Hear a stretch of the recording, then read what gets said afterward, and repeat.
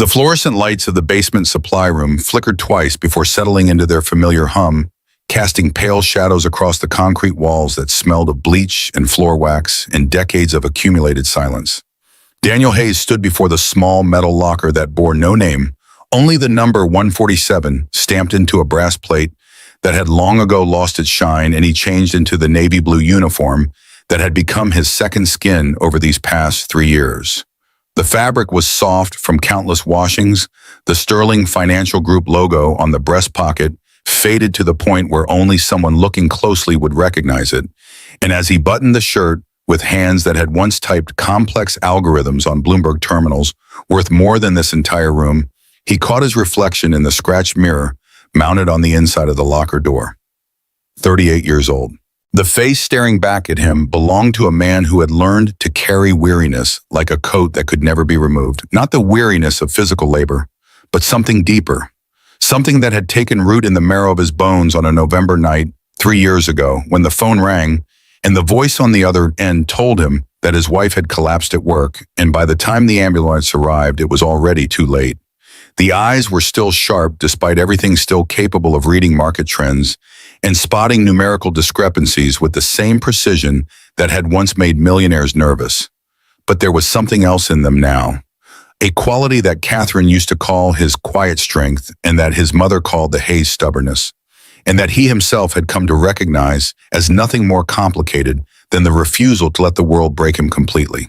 He closed the locker and picked up the mop and bucket that waited for him in the corner, the tools of a trade he had never imagined practicing, and walked toward the service elevator that would carry him up 48 floors to the executive level, where men and women who had once been his colleagues made decisions worth more than he would earn in a lifetime. The elevator rose with a mechanical groan, and Daniel leaned against the back wall, letting his mind drift to the morning routine he had completed just hours ago. Sophie had needed help with her math homework before school fractions that seemed to confuse her in the way that numbers never confused him, and he had sat at their small kitchen table in the Queen's apartment and watched her tongue stick out slightly as she concentrated the same way Catherine's had when she was grading papers late into the night. 7 years old now, his daughter with her mother's dark hair and her father's stubborn chin and eyes that still held the belief that the world was fundamentally kind. He worked to keep that belief alive, even as he scrubbed toilets for the kind of people who had destroyed his career without a second thought. The elevator doors opened onto the 48th floor, and Danielle stepped out into a corridor of glass and marble and the particular silence that only vast amounts of money can buy. The executive offices of Sterling Financial Group occupied the top 3 floors of a tower that commanded prime Wall Street real estate, a monument to wealth and power that his former self would have coveted and his current self saw with different eyes entirely. He had learned in these 3 years of invisibility that there was a certain freedom in being overlooked, a clarity that came from watching the powerful from the shadows they never bothered to examine. The main conference room door stood slightly ajar, and through the gap, Daniel could hear a voice cutting through the air with the precision of a surgical blade. He knew that voice. Everyone who worked in this building knew that voice. Victoria Sterling, CEO, 33 years old, beautiful in the way that marble statues are beautiful, had inherited this company 5 years ago when her father died of a sudden heart attack, and she had spent every day since proving that she was more than Gregory Sterling's daughter. The business press called her brilliant. Her employees called her ice. She called herself necessary, though Daniel suspected that was a defense mechanism rather than a genuine self-assessment. He positioned himself near the windows at the far end of the corridor, beginning the methodical work of cleaning glass that was already spotless, and through the conference room's transparent walls, he could see the tableau unfolding inside. 12 people sat around a table that cost more than his annual salary, their faces frozen in expressions that ranged from fear to resignation, and at the head of that table stood Victoria Sterling, in a black suit that probably cost more than 3 months of his rent, her posture radiating the kind of controlled fury that made subordinates wish they had called in sick. She was holding a thick document in one hand, and as Daniel watched, she threw it onto the table with enough force to make the man nearest to her flinch visibly. Her words carried through the glass, muffled but intelligible. "You call this a quarterly analysis? I've paid more for coffee that showed better judgment than this report demonstrates." The man who appeared to be the head of the analytical team, a silver-haired executive whose name Daniel vaguely remembered as Sullivan, attempted to respond his mouth-forming words about methodology and market conditions and factors beyond their control. Victoria cut him off with a gesture that needed no translation. "I don't pay you for excuses, Mark. I pay you for accuracy. And what I'm seeing here suggests that either you don't understand basic financial modeling or you think I'm too stupid to notice when the numbers don't add up." Daniel continued his work, moving his cloth across the window glass in slow, methodical strokes, but his attention remained fixed on the scene inside the conference room. Old habits died hard, and even after 3 years of exile from the world of high finance, he couldn't help but analyze what he was seeing. The document Victoria had thrown onto the table was visible from his angle, a spreadsheet of projected earnings with columns of figures that his trained eye could read even at this distance. And there it was, a mistake so fundamental that he would have caught it in his first week at Wharton, hiding in plain sight among the professional formatting and the expensive paper. The formula in column J was calculating compound growth on simple interest rates, a basic error that would cascade through every subsequent projection and result in losses that these people clearly hadn't anticipated. He shook his head slightly, an involuntary response to mathematical incompetence, and in doing so made the mistake of catching Victoria Sterling's eye through the glass. She stopped mid-sentence. The entire room seemed to hold its breath.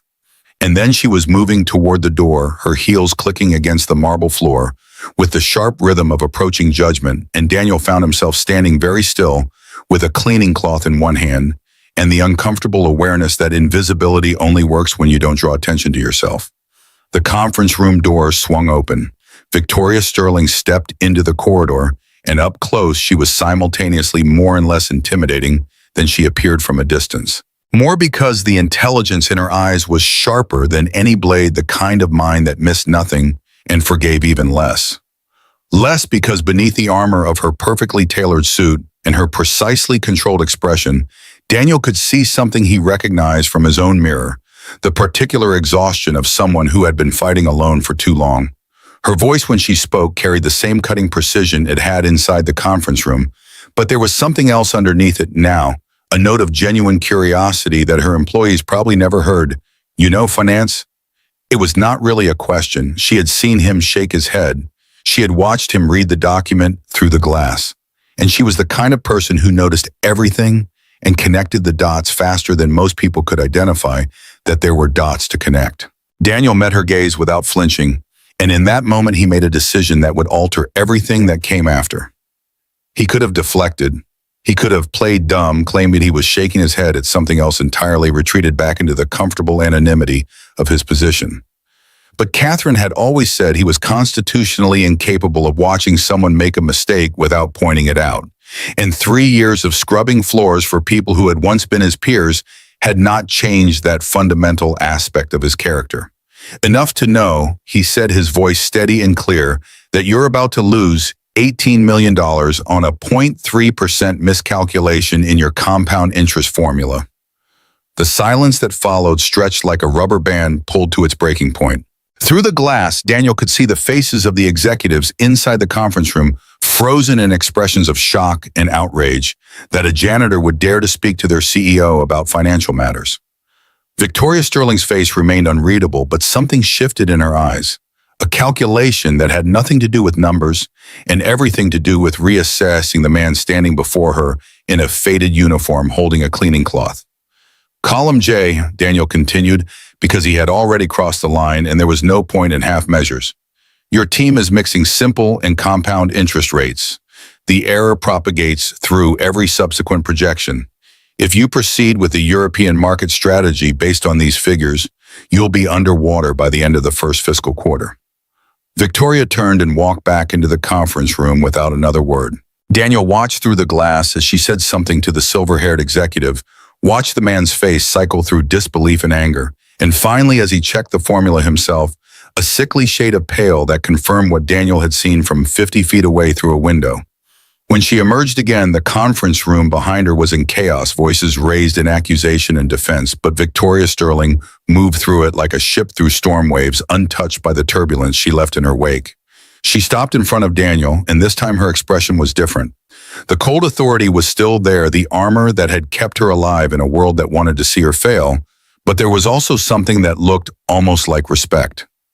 "What's your name?" "Daniel Hayes." "How long have you worked here, Mr. Hayes?" 3 years, night shift custodial.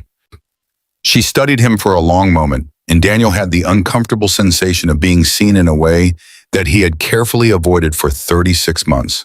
This woman missed nothing. She would look into his background. She would find out who he had been before he became a man in a blue uniform cleaning floors in the building where dreams of financial success came to either flourish or die. "I'll be reviewing your personnel file," she said finally. "I suggest you make yourself available for a conversation tomorrow evening. 7 o'clock, my office." She turned and walked back into the conference room, and Daniel was left standing in the corridor with a cleaning cloth in his hand and the distinct feeling that he had just set something in motion that could not be easily stopped. The Q train rattled through the tunnels beneath Manhattan, carrying Daniel Hayes away from the gleaming towers of Wall Street toward the very different landscape of Queens. The car was half empty at this hour, the late-night riders, consisting mostly of nurses ending their shifts and cleaning staff heading home, and the occasional drunk whose head lolled against the window with each sway of the train. Daniel sat in a corner seat, his work uniform hidden beneath a jacket that had seen better days, and watched the darkness outside the window while his mind replayed the events of the evening. He had been invisible for 3 years. 3 years of careful anonymity, of keeping his head down and doing his job, and refusing to engage with the world that had chewed him up and spit him out. And in the space of 5 minutes, he had thrown all of that away because he couldn't keep his mouth shut about a basic mathematical error. Catherine would have laughed. She had always said that his relationship with numbers bordered on the pathological, that he noticed computational mistakes the way other people notice spelling errors in restaurant menus, with an involuntary wince that he couldn't suppress, no matter how hard he tried. She would have told him that some things were worth the risk of exposure, that a man who stops speaking truth because it might be inconvenient is a man who has lost something essential about himself. But Catherine was dead, and Daniel was left to make these decisions alone, weighing the potential consequences of his actions against the memory of who she had believed he could be. The train emerged from the tunnel into the elevated section of the line, and through the window, Daniel could see the familiar streets of his neighborhood, passing by the bodegas with their neon signs and the laundromats that stayed open until midnight, and the apartments stacked above small businesses where families had lived for generations. This was not the New York of glossy magazine spreads and tourist photographs. This was the New York where people worked 2 jobs and worried about rent and raised children who deserved better than the world seemed willing to give them. His stop came, and Daniel stepped off the train onto a platform that smelled of rain and exhaust and the particular ozone scent of the subway system. The stairs down to street level were lit by flickering bulbs that the MTA never seemed to replace, and he navigated them with the automatic familiarity of 3 years of the same route, the same schedule, the same careful balance between work and family that left no room for anything that resembled a personal life.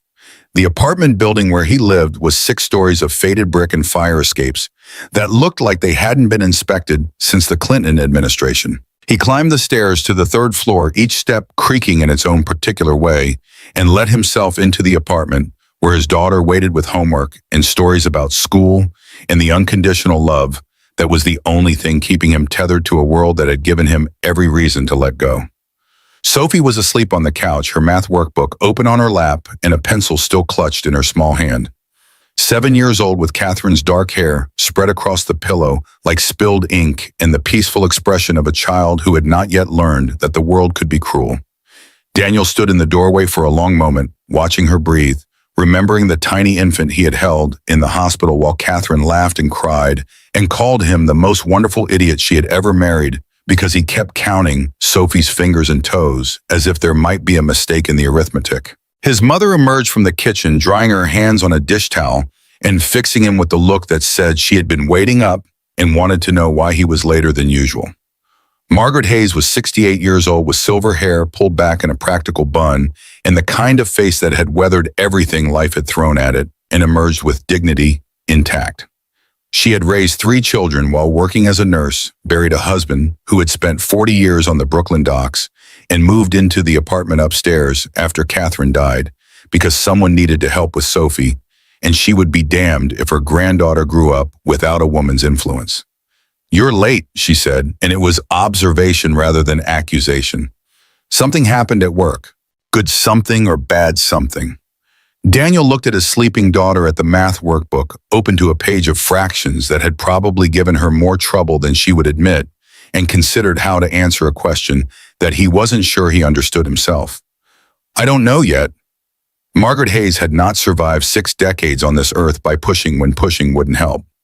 She nodded once, accepting the answer for what it was, and tilted her head toward the kitchen, where Daniel could smell coffee that had probably been keeping warm for the past hour. "Sophie ate dinner. She wanted to wait up for you, but she fell asleep around 9 doing her math. I checked her work, but me and numbers." "Thanks, Mom." "I'm not doing it for thanks. I'm doing it because that little girl deserves someone looking out for her while her father works himself into an early grave." She paused in the kitchen doorway, studying his face with the particular attention of a mother who had learned to read her children's silences as fluently as their words. "Whatever happened tonight, Daniel, remember what I told you. Your father worked those docks for 40 years and never once hung his head. Because he did honest work and he did it well, and no man in a suit could take that away from him. I remember." "Good, because Hayes men don't break. We bend when we have to, but we don't break." She disappeared into the kitchen, and Daniel heard the sounds of her gathering her things to head upstairs to her own apartment. He crossed to the couch and carefully lifted Sophie, feeling the warm weight of her body against his chest as he carried her to the small bedroom they shared. She stirred slightly as he laid her on the bed, her eyes fluttering open for just a moment. "Dad, go back to sleep, sweetheart. Did you have a good day at work?" Daniel pulled the blanket up to her chin, tucking the edges the way Catherine used to do, and pressed a kiss to his daughter's forehead. "I had an interesting day at work." "What's the difference?" "Good days are predictable. Interesting days are the ones that might change everything." Sophie smiled sleepily, her eyes already closing again. "Mom used to say that interesting was better than good because it meant something was happening. Your mother was a very smart woman." "I know, I remember." And then she was asleep again, her breathing evening out into the rhythm that Daniel had memorized in the months after Catherine's death, when he would sit beside his daughter's bed for hours, terrified that if he looked away for even a moment, he might lose her too. He stood in the doorway of the bedroom, watching his daughter sleep, and thought about what tomorrow would bring. Victoria Sterling would look into his background. She would find out about Wharton and Meridian Capital and the whistleblower case that had destroyed his career. She would discover that the janitor who had corrected her financial analysis was the same man who had once been on track to become one of the youngest managing directors in the history of one of New York's most prestigious investment firms. What she would do with that information, Daniel couldn't predict.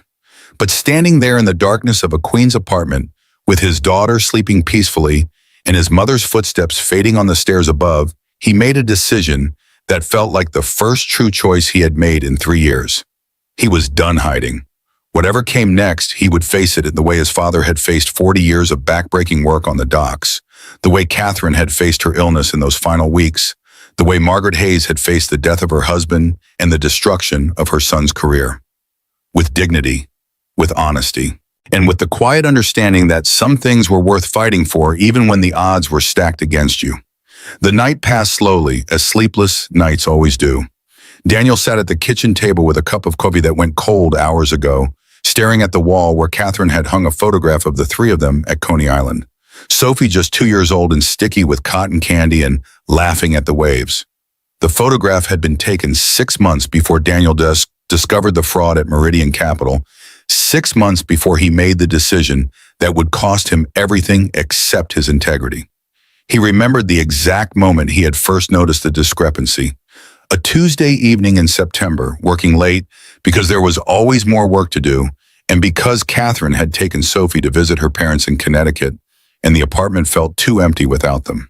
He had been reviewing quarterly reports when a number caught his eye, a transfer to a subsidiary company that didn't quite match the corresponding entry in the parent company's books.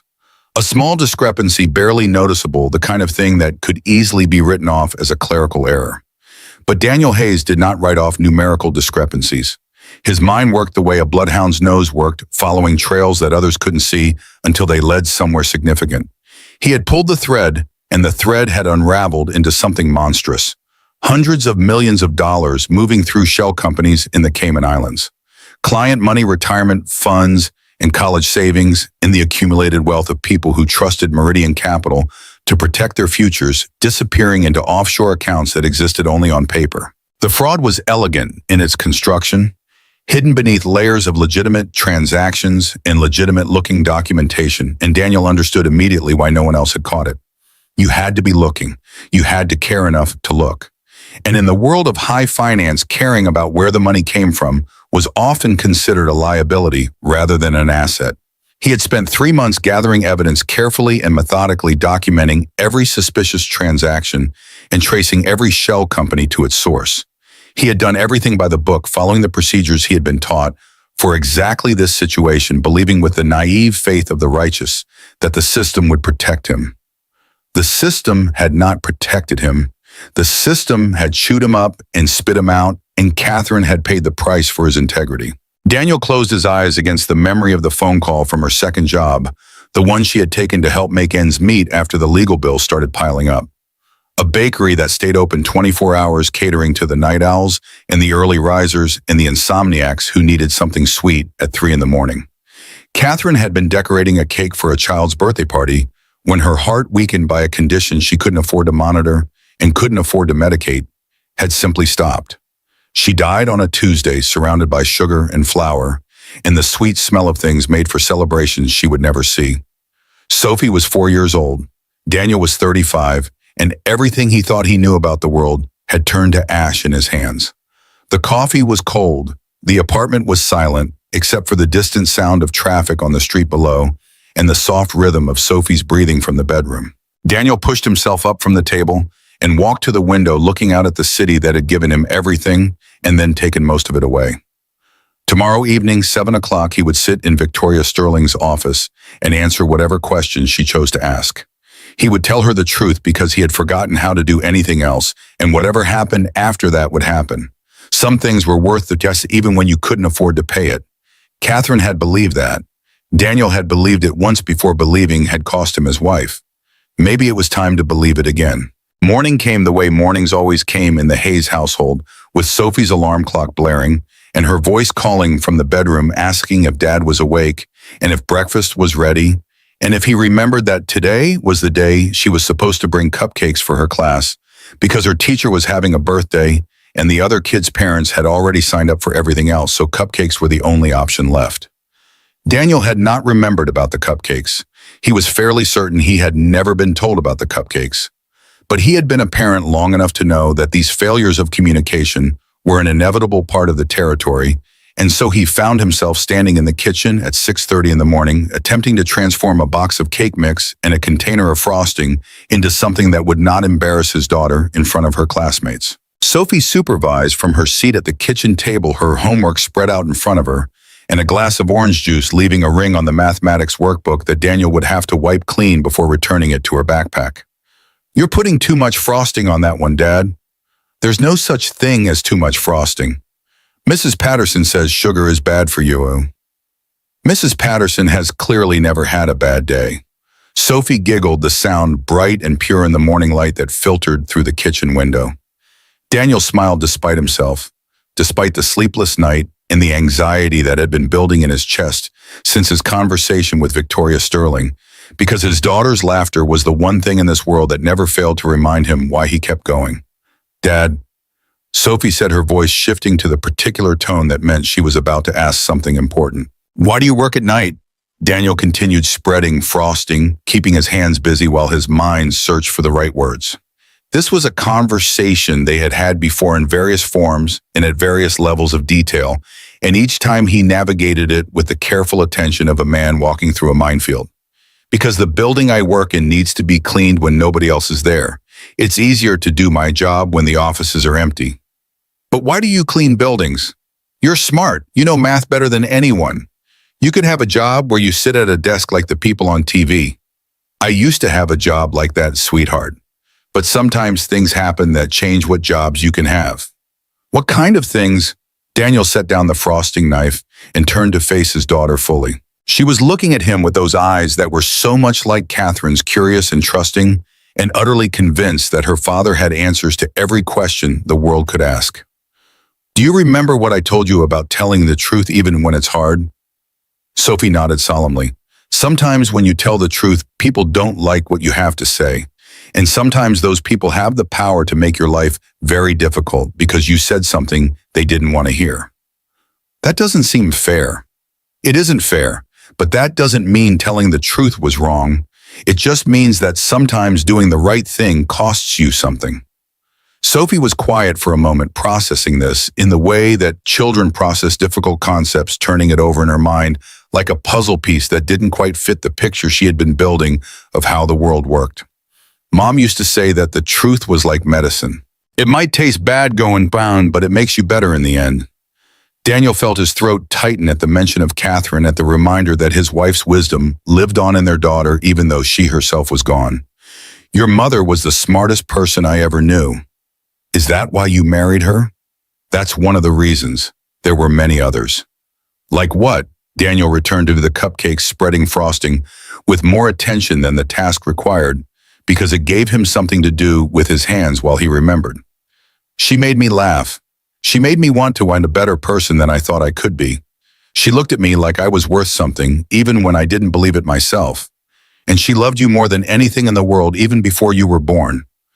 Sophie smiled the soft smile of a child who carries her mother's memory like a treasure she guards carefully against the world. "I miss her." "I miss her too, sweetheart. Every single day."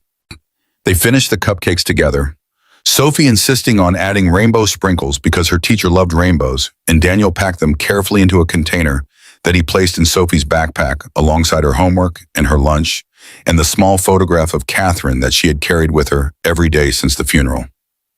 Margaret arrived at 7:15, her timing as precise as it had been every morning for the past 3 years. She took one look at Daniel's face and shook her head slightly, the gesture of a mother who knew her son too well to be fooled by his attempts to appear rested and untroubled. "You didn't sleep." "I had things on my mind." "The something that happened at work." "Yes." Margaret glanced towards Sophie, who was gathering her things for school with the focused energy of a child who had exactly 3 minutes before the bus arrived. "We'll talk later. Go get some rest before tonight." Daniel nodded, grateful for her understanding and her willingness to wait for an explanation that he wasn't sure he could give. He kissed Sophie goodbye at the door, reminded her to be good and to remember her manners and to tell her teacher happy birthday, and watched her run down the stairs toward the street where the yellow school bus would be waiting. Then he closed the door and leaned against it, exhaustion finally catching up with him now that the morning routine was complete. Sleep came eventually, fitful and interrupted by dreams that mixed memory and anxiety in equal measure. He dreamed of Catherine decorating cakes in a bakery that looked like the executive suite of Sterling Financial Frosting, elaborate designs, while Victoria Sterling stood over her shoulder and demanded explanations for numerical discrepancies. He dreamed of Sophie running through corridors of glass and marble, chased by men in suits, whose faces he couldn't see, but whose voices he recognized from the legal proceedings that had stripped him of everything except his daughter and his integrity. He woke at 3 in the afternoon with a headache and a sense of dread that no amount of coffee could wash away. The afternoon hours passed with the peculiar slowness of time spent waiting for something you cannot control. Daniel showered and shaved and dressed in the only suit he still owned, a navy blue two-piece that Catherine had helped him pick out years ago for an interview he couldn't remember anymore. It didn't fit quite the same way it had then, the shoulders slightly loose from weight he had lost in the years since her death, but it would have to do. Margaret arrived at 5:30 to watch Sophie, her expression carefully neutral as she took in his appearance. "You look like you're going to a funeral. Or a job interview, I'm not sure which. What exactly happened last night, Daniel?" He told her, standing in the kitchen while Sophie worked on her homework in the other room.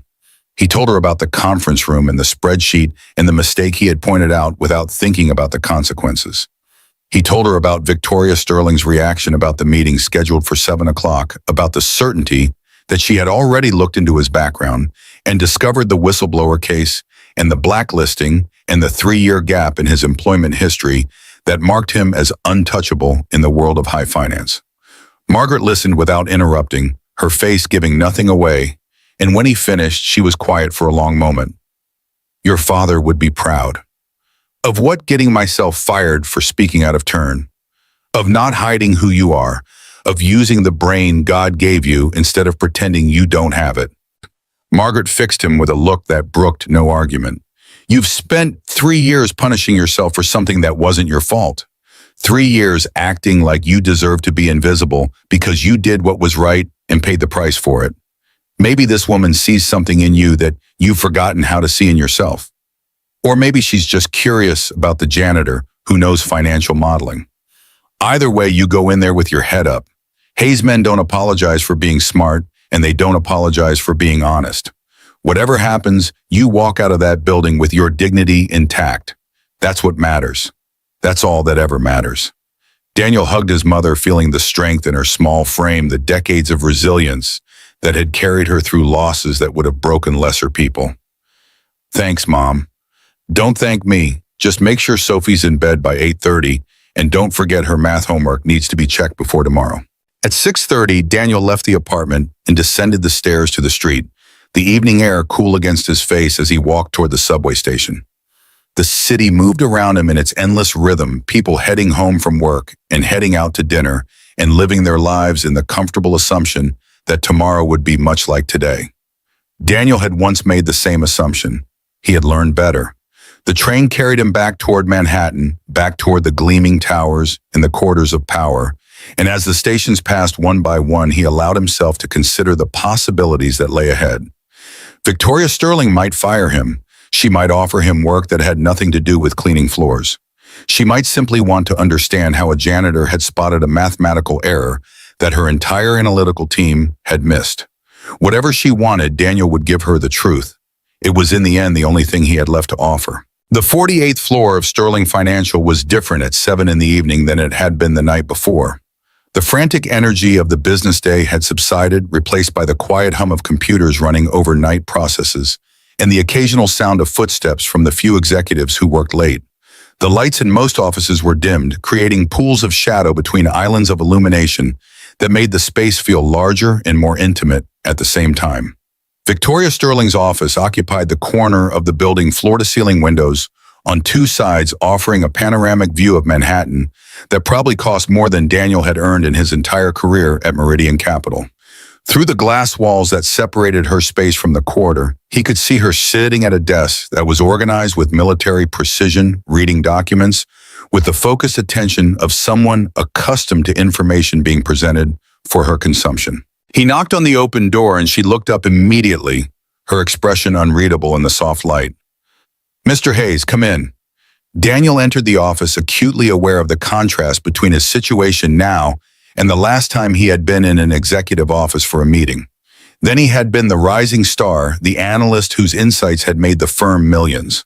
Now he was the janitor in a borrowed suit, summoned to explain how he had dared to notice something the professionals had missed. Victoria gestured to a chair across from her desk, and Daniel sat keeping his posture straight and his hands still on the armrests. She studied him for a long moment before speaking, and Daniel had the sense of being weighed and measured by a mind that processed information faster than most computers. I read your file. I assumed you would. Wharton MBA, top of your class, senior analyst at Meridian Capital Partners. On track for managing director before the age of 40. She paused, letting the silence stretch. And then nothing. A 3-year gap with no employment in the financial sector, followed by a position as a custodian in this building. Would you like to explain that trajectory, he said, Mr. Hayes? Daniel met her gaze directly, refusing to look away or apologize for the truth of his circumstances. I discovered fraud at Meridian Capital. Hundreds of millions of dollars in client funds being funneled through shell companies in the Caribbean.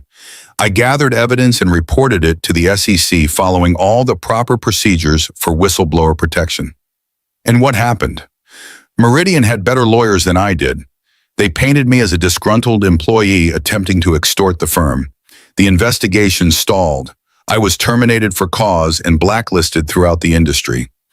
Every door I knocked on closed before I could finish introducing myself. Victoria leaned back in her chair, her expression still giving nothing away. The typical outcome for whistleblowers in this industry. Statistics suggest that 90% of them end up worse off than if they had simply kept quiet. I'm aware of the statistics, yet you report it anyway. I believed in the system. I believed that truth mattered and that protecting clients was more important than protecting my career.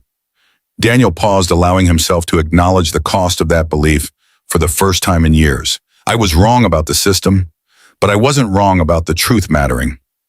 Something shifted in Victoria's expression, a flicker of recognition that suggested she understood more than her questions revealed.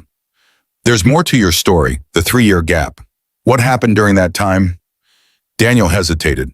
This was the part he rarely spoke about, the wound that had never fully healed and probably never would.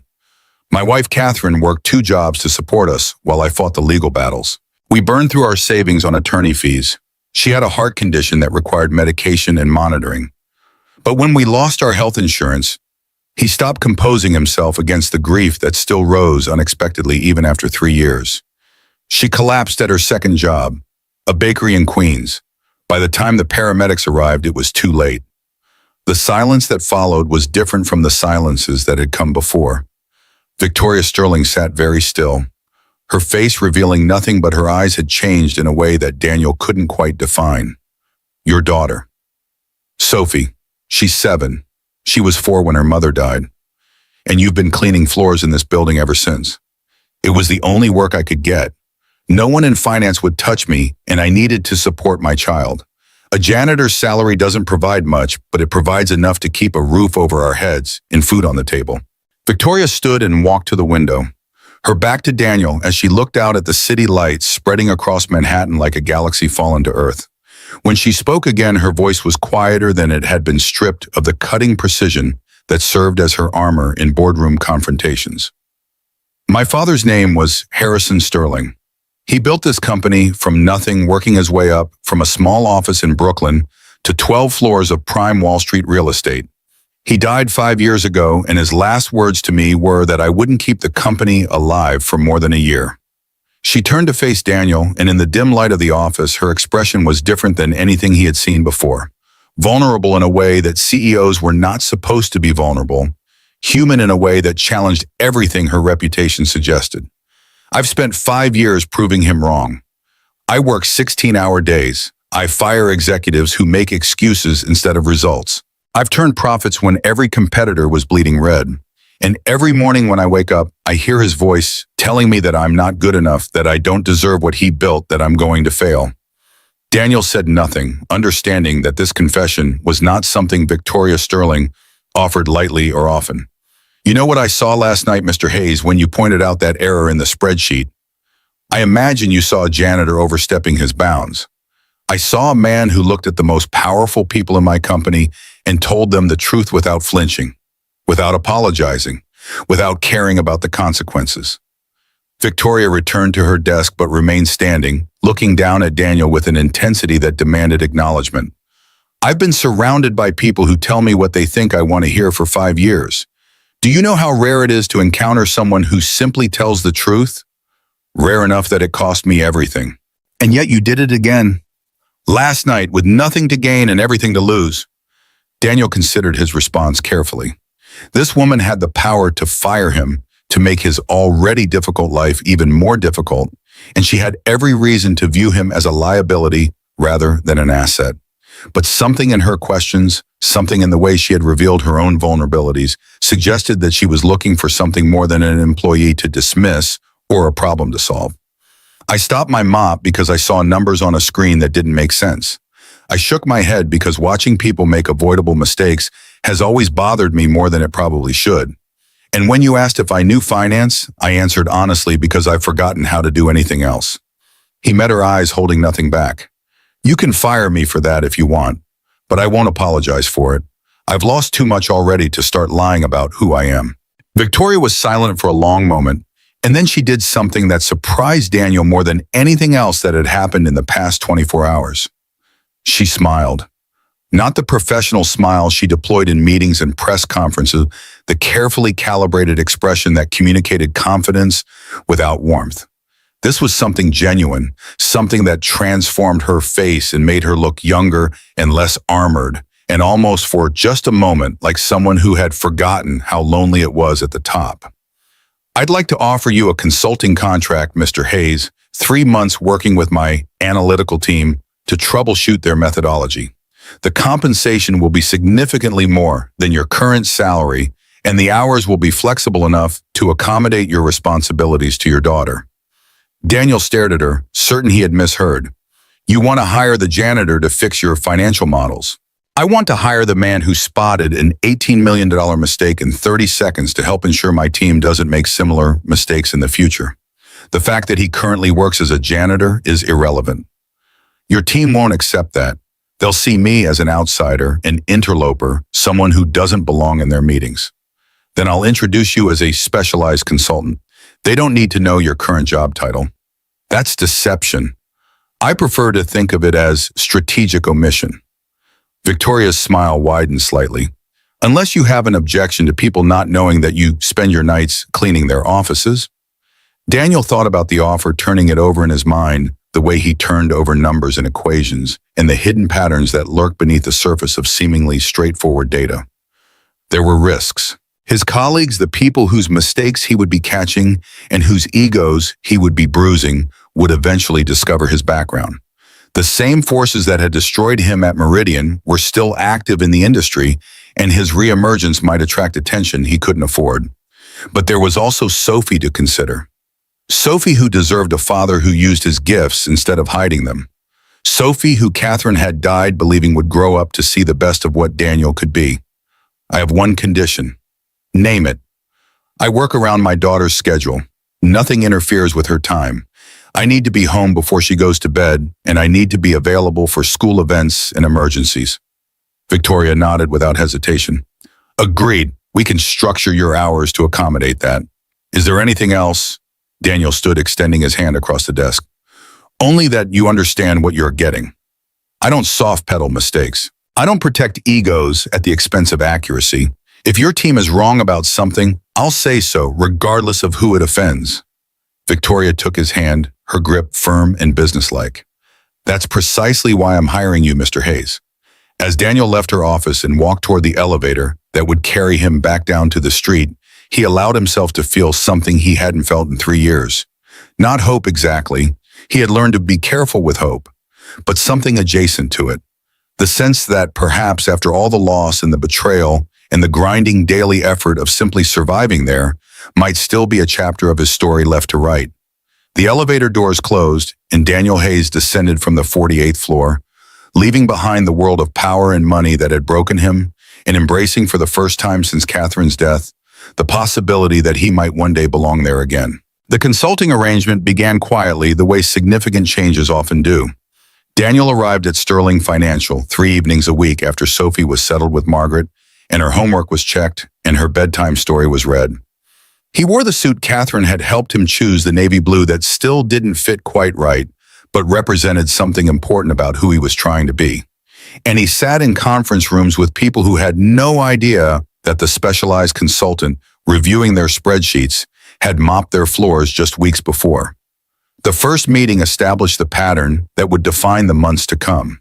Daniel entered a room full of analysts who regarded him with a particular suspicion that financial professionals reserve for outsiders who might understand their work. Mark Sullivan, the silver-haired head of quantitative analysis, made no effort to hide his displeasure at being second-guessed by someone whose credentials he hadn't been allowed to verify. Victoria presided over these sessions from the head of the table, watching the dynamics unfold with an expression that gave nothing away. She had made the terms of Daniel's engagement clear to her team. He would review their work, offer suggestions, and identify potential problems before they became expensive mistakes. Whether they liked it or not was irrelevant. They did not like it. The first spreadsheet Daniel examined contained 3 separate errors in its assumptions about currency, volatility errors that would have resulted in projected losses significantly understating actual exposure. He pointed them out methodically, walking the team through the mathematical reasoning that made the corrections necessary, and watched the lead analyst's face cycle through denial, anger, and finally a reluctant acknowledgement. "How did you catch that?"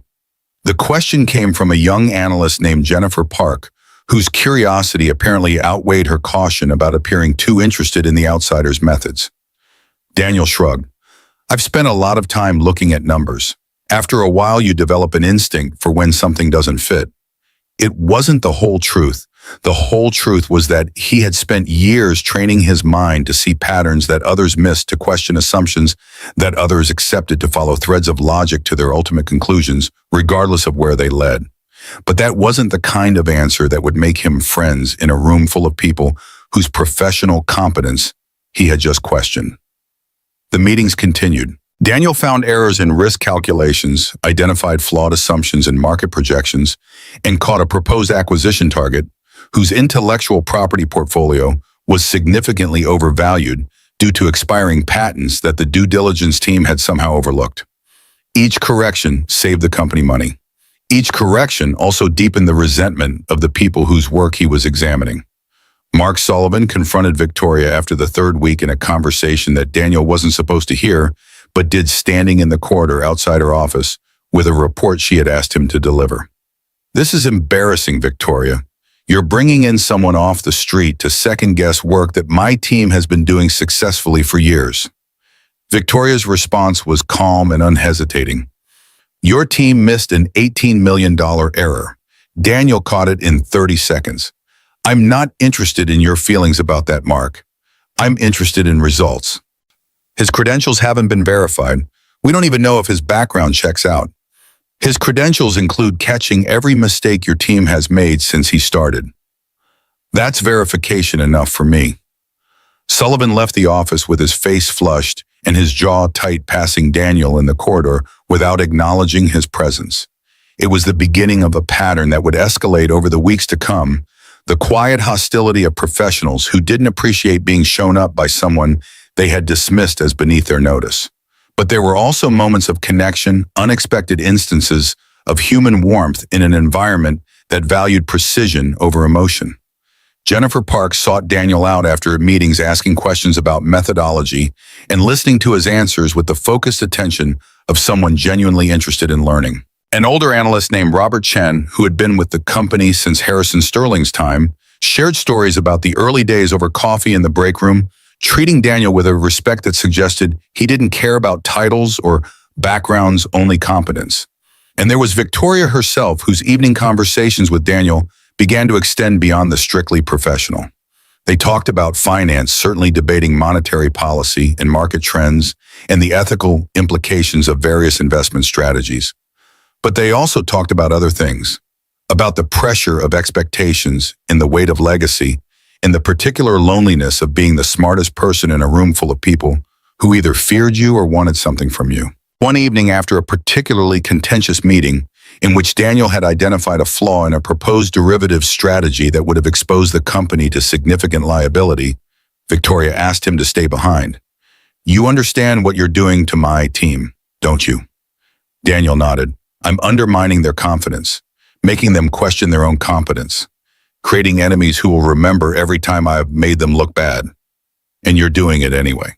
Because the alternative is watching them make mistakes that could cost you hundreds of millions of dollars. I can't stay quiet about that. It's not in my nature." Victoria was silent for a moment, studying him with an expression he had come to recognize over the past weeks. Evaluating, reassessing, trying to understand something about him that didn't fit her expectations. "My father used to say that the most dangerous person in a company is the one who's willing to tell the truth, because everyone else is protecting their position, their reputation, their future. But the truth teller doesn't care about any of that. They just care about getting it right." "Is that a warning?" "It's an observation. My father said it like a warning, but I think he was wrong." Victoria turned to look out the window at the city lights, her voice thoughtful in a way that suggested she was working through something in real time. "The most valuable person in a company is the one who tells the truth, because without that, everything else is just pretense." Daniel watched her profile against the glittering backdrop of Manhattan, this woman who had inherited an empire and spent 5 years defending it against everyone who doubted she deserved it. There was something in her voice tonight that he hadn't heard before, a vulnerability that she usually kept locked away behind her armor of competence and control. "You're not like the other executives I've known," he said, not entirely sure why he was saying it. Victoria turned back to face him, a ghost of a smile on her lips. Neither are you, Mr. Hayes, and please, after 3 weeks of watching you outperform my entire analytical team, I think you can call me Victoria. Daniel, then. Daniel. She tried the name out like she was testing its weight. I should warn you that calling me by my first name might give my employees the impression that we're on equal footing. We're not. You sign my paycheck and have the power to end my career with a phone call. But I've stopped pretending that power dynamics determine who gets to speak honestly. Losing everything will do that to a person. Yes, it will. They stood there for a moment, two people who had learned through different paths that the rules everyone else followed were less important than the principles that remained when the rules were stripped away. Then Victoria laughed, a sound that surprised Daniel and clearly surprised her as well. Do you know the last time someone spoke to me like that? Like I was a person instead of a title? No. Neither do I, which tells you everything you need to know about my life. She moved toward her desk, gathering papers into her briefcase with efficient movements. Same time Thursday, Daniel. I have a feeling the derivatives team is going to give us plenty to discuss. Daniel nodded and left the office, walking through the empty corridors to the elevator with something unfamiliar settling in his chest. Not hope, not exactly, but something adjacent to it. The sense that in this unexpected place, in this unlikely relationship, he had found something worth nurturing. He didn't notice the security camera in the corner of the hallway, its lens pointed directly at the door of Victoria Sterling's office. And he didn't notice the man in the control room on the 45th floor, who was watching the footage with particular interest. Marcus Blackwell had been watching for weeks now, and what he saw concerned him greatly. The man who sat in the leather chair on the 45th floor of Sterling Financial was not someone who appeared in the company's public materials or gave interviews to the business press. Marcus Blackwell preferred to operate in the shadows, wielding influence through connections and leverage rather than direct confrontation. He had survived 3 decades in the financial industry by understanding that the most important battles were fought quietly in private offices, in closed-door meetings where the real decisions were made before they were ever announced to the world. He was 62 years old with silver hair that was styled to suggest distinguished rather than old, and a face that had been carefully maintained to project an image of benevolent authority.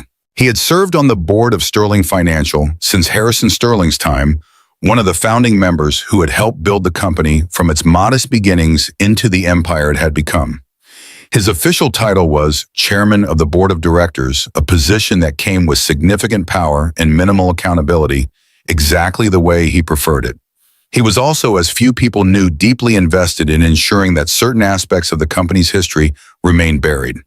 The security footage played on the screen in front of him, showing Daniel Hayes leaving Victoria Sterling's office after another of their evening conversations. Raymond Cross Blackwell's personal attorney and most trusted confidant stood behind him, watching the same footage with an expression that suggested he understood its implications. 3 weeks. Blackwell said, his voice soft in a way that would have alarmed anyone who knew him well. She's been meeting with this man for 3 weeks and nobody thought to inform me. The arrangement was presented as routine consulting, an outside specialist to review analytical methodology. There was no indication that it warranted board attention. An outside specialist. Blackwell turned from the screen to face Cross directly. Do we know who this man actually is? Daniel Hayes, former senior analyst at Meridian Capital Partners. He was terminated 4 years ago following a whistleblower complaint that was ultimately dismissed. Since then, he's been working as a custodian in this building. Blackwell was silent for a long moment, processing this information with the particular attention of someone who understood that details others might dismiss as irrelevant could be explosively significant. Meridian Capital, the company that Harrison Sterling served on the advisory board of from 2019 until his death. The same. And this Hayes person, the whistleblower whose complaint was dismissed, is now consulting for Harrison Sterling's daughter. It appears so. Blackwell rose from his chair and walked to the window, looking out at the same view of Manhattan that Victoria Sterling saw from her corner office 3 floors above. But where she might see opportunity and possibility, he saw only threat. The carefully constructed edifice of lies and omissions that had protected him for years was suddenly looking far less stable than it had seemed just hours ago. Tell me about his complaint, the specifics. Cross consulted a tablet, scrolling through documents that had been assembled at Blackwell's request over the past several days. Hayes claimed to have discovered a systematic fraud involving the diversion of client funds through shell companies in the Caribbean. His complaint identified specific transactions, specific accounts, and specific individuals he believed to be responsible. Was Harrison Sterling named? Not directly, but several of the documents Hayes submitted to the SEC bore signatures from members of Meridian's advisory board, including Harrison Sterling and Cross hesitated, glancing at Blackwell. And yourself, sir. The silence that followed was absolute. Outside the window, a helicopter passed in the distance, its lights blinking against the dark sky. Somewhere in the building, a phone rang and went unanswered. Those documents were supposed to have been destroyed. They were. All copies within Meridian systems were eliminated as part of the legal settlement. But Hayes apparently maintained his own records, and there's no way to know what he kept or where it might be stored. Blackwell turned from the window, and his face in the dim light of the office was no longer the mask of benevolent authority he showed to the world. There was something cold there now, something calculating and utterly without sentiment. Victoria Sterling doesn't know about her father's involvement with Meridian. She was deliberately kept in the dark after Harrison's death, and everything I've seen suggests she continues to believe he was simply an innocent bystander to whatever problems the company might have had. That appears to be the case. If Hayes tells her the truth, if he shows her whatever evidence he's kept, she might start asking questions that would be very uncomfortable for everyone involved, including yourself, including myself. Blackwell walked back to his desk and sat down, his movements deliberate and controlled. I need to know everything about Daniel Hayes, his background, his current circumstances, his vulnerabilities. I need to know what he wants and what he fears and what might be used to ensure his silence. And if he can't be silenced, Blackwell looked at Cross with an expression that conveyed everything his words did not say. Then we'll need to consider other options. Cross nodded and left the office, closing the door softly behind him. Blackwell remained at his desk, staring at the frozen image of Daniel Hayes on the security monitor, and allowed himself to feel the fear that he kept hidden from everyone else. He had spent 30 years building his position, accumulating wealth and power, and the connections that allowed him to operate above the rules that constrained ordinary people. He had survived scandals that would have destroyed lesser men, navigated transitions of power that had claimed countless casualties, emerged from every crisis stronger and more entrenched than before. But he had never faced a threat quite like this one. A man with nothing to lose and everything to prove, allied with a woman who had the resources to dig into secrets that should have stayed buried forever. If Daniel Hayes knew the full truth about Meridian Capital, about Harrison Sterling's involvement, about Blackwell's own role in the cover-up that had followed, then everything was at risk. Everything. Marcus Blackwell did not believe in coincidence. The appearance of this particular man in this particular company at this particular time suggested a pattern that demanded response. Whether that response would be containment or elimination remained to be determined. But one way or another, Daniel Hayes would have to be dealt with. The photograph hung on the wall of Victoria Sterling's office like a window into a past that she could see but never quite reach. Harrison Sterling shaking hands with the governor of New York. Both men smiling the particular smile of people who understood that cameras were watching and posterity was being created.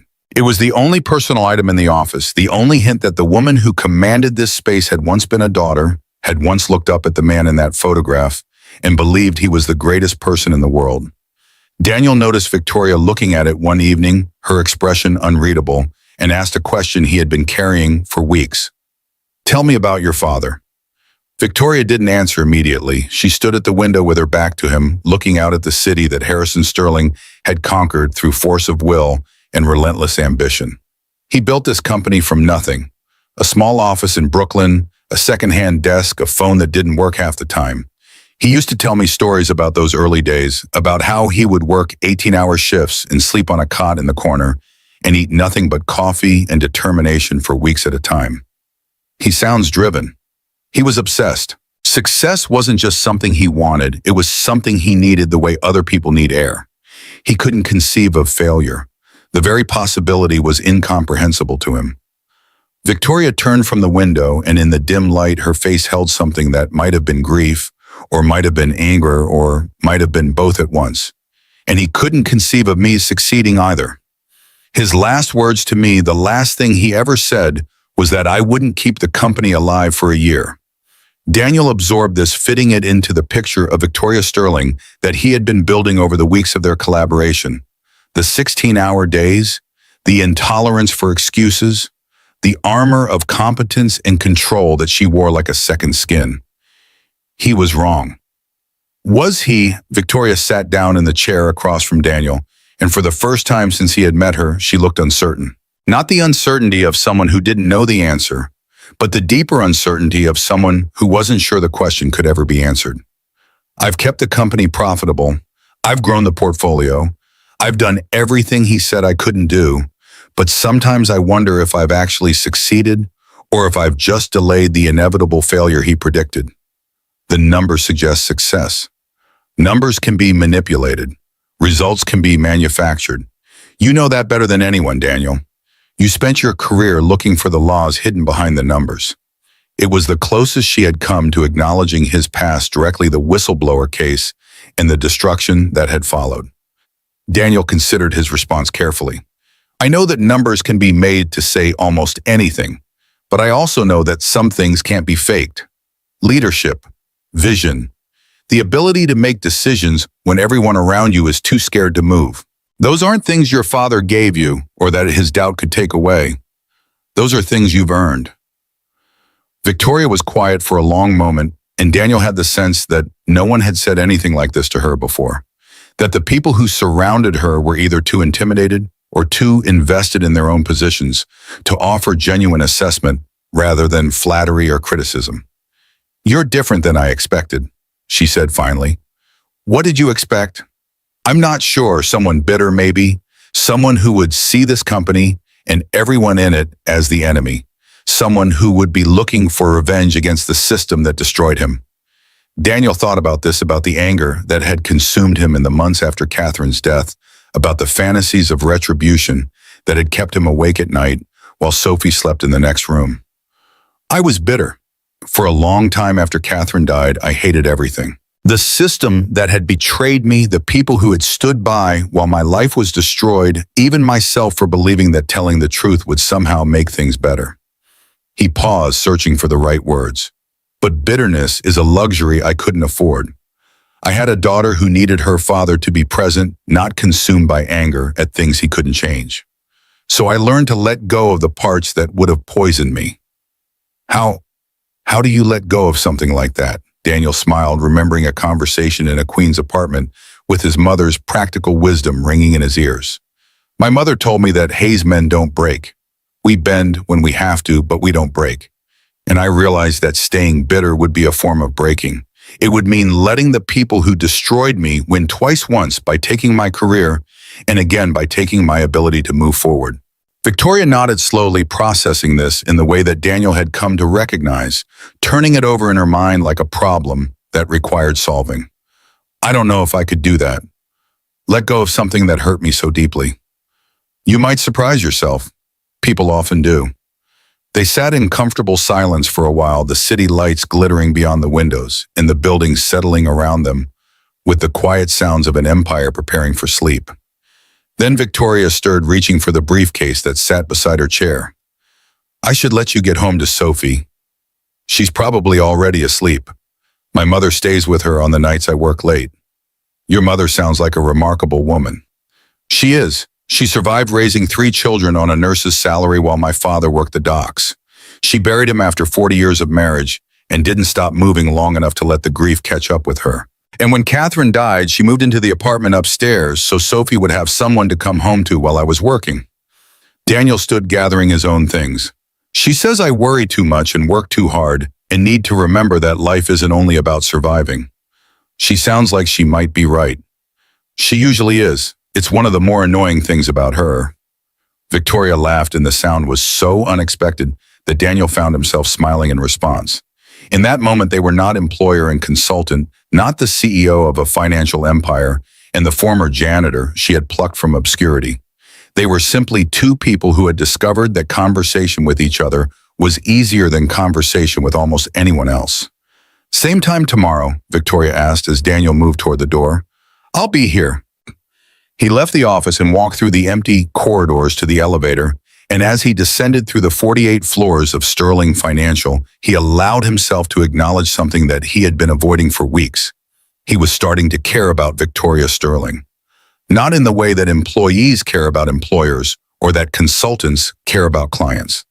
In some more complicated way that he couldn't quite define and didn't want to examine too closely. It was dangerous, this caring. It created vulnerabilities where there should be none, exposed surfaces that the world could wound. He had learned that lesson with Catherine, had learned what it cost to let someone inside the walls he had built around himself. But standing in the elevator as it carried him toward the street, Daniel realized that he might not have a choice. Some connections formed regardless of the risks, regardless of the consequences, regardless of all the reasons why they shouldn't exist. And this connection, whatever it was becoming, felt like something he needed to see through to the end. The discovery came by accident, the way most dangerous discoveries do. Daniel was working late in the conference room on the 48th floor, reviewing a complex risk analysis model that had been giving Victoria's team problems for weeks. The building was quiet around him, the cleaning staff having finished hours ago, and the security guards making their rounds on floors far below. He had the sense of being alone in a glass tower, suspended above a city that moved on without noticing his presence. He needed a reference document from the archives, a historical analysis of similar market conditions that might shed light on the model's persistent errors.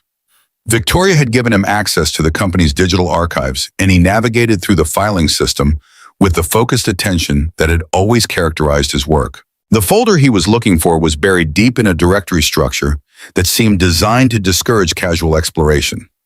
As Daniel clicked through the layers of files and subfolders, he passed a folder labeled Board Advisory Archives and paused. It was not unusual for a company to maintain records of its advisory board's activities. What was unusual was the date range associated with this particular folder, 2019 to 2022.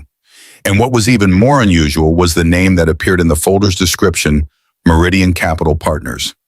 Daniel's hand hovered over the mouse, his heart suddenly beating faster than it had been a moment ago.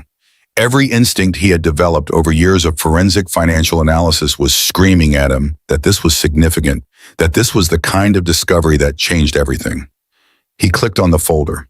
The documents inside were organized chronologically, meeting minutes and policy recommendations and financial projections that painted a picture of collaboration between Sterling Financial and Meridian Capital that Daniel had never known existed. But it was not the collaboration itself that stopped his breath in his chest. It was the signatures at the bottom of the key documents. Harrison Sterling's signature appearing again and again on papers that Daniel recognized that he had seen in different contexts during his own investigation of Meridian's fraud. Harrison Sterling, Victoria's father, had been a member of Meridian's advisory board during the exact period when the fraud was being perpetrated and concealed. Daniel sat very still in the empty conference room, the glow of the computer screen casting shadows across his face, and tried to process what he was seeing. Harrison Sterling's involvement with Meridian had never been part of the public record. It had never come up in Daniel's research or in the legal proceedings that had followed his whistleblower complaint. The connection had been deliberately hidden, buried so deep that only someone with access to Sterling Financial's private archives would ever discover it. He kept reading, clicking through documents with hands that were not entirely steady, and the picture that emerged became progressively more damning. Harrison Sterling had not merely been a passive member of Meridian's advisory board. He had been an active participant in discussions about the company's financial structure, had signed off on recommendations that Daniel now recognized as the foundation for the shell company scheme he had uncovered. Whether Harrison had known what he was approving was impossible to determine from the documents alone. The language was carefully constructed to provide plausible deniability, full of technical jargon and legal hedging that could be interpreted in multiple ways. But his signature was there, undeniable, linking him to the fraud that had destroyed Daniel's career and ultimately cost Catherine her life.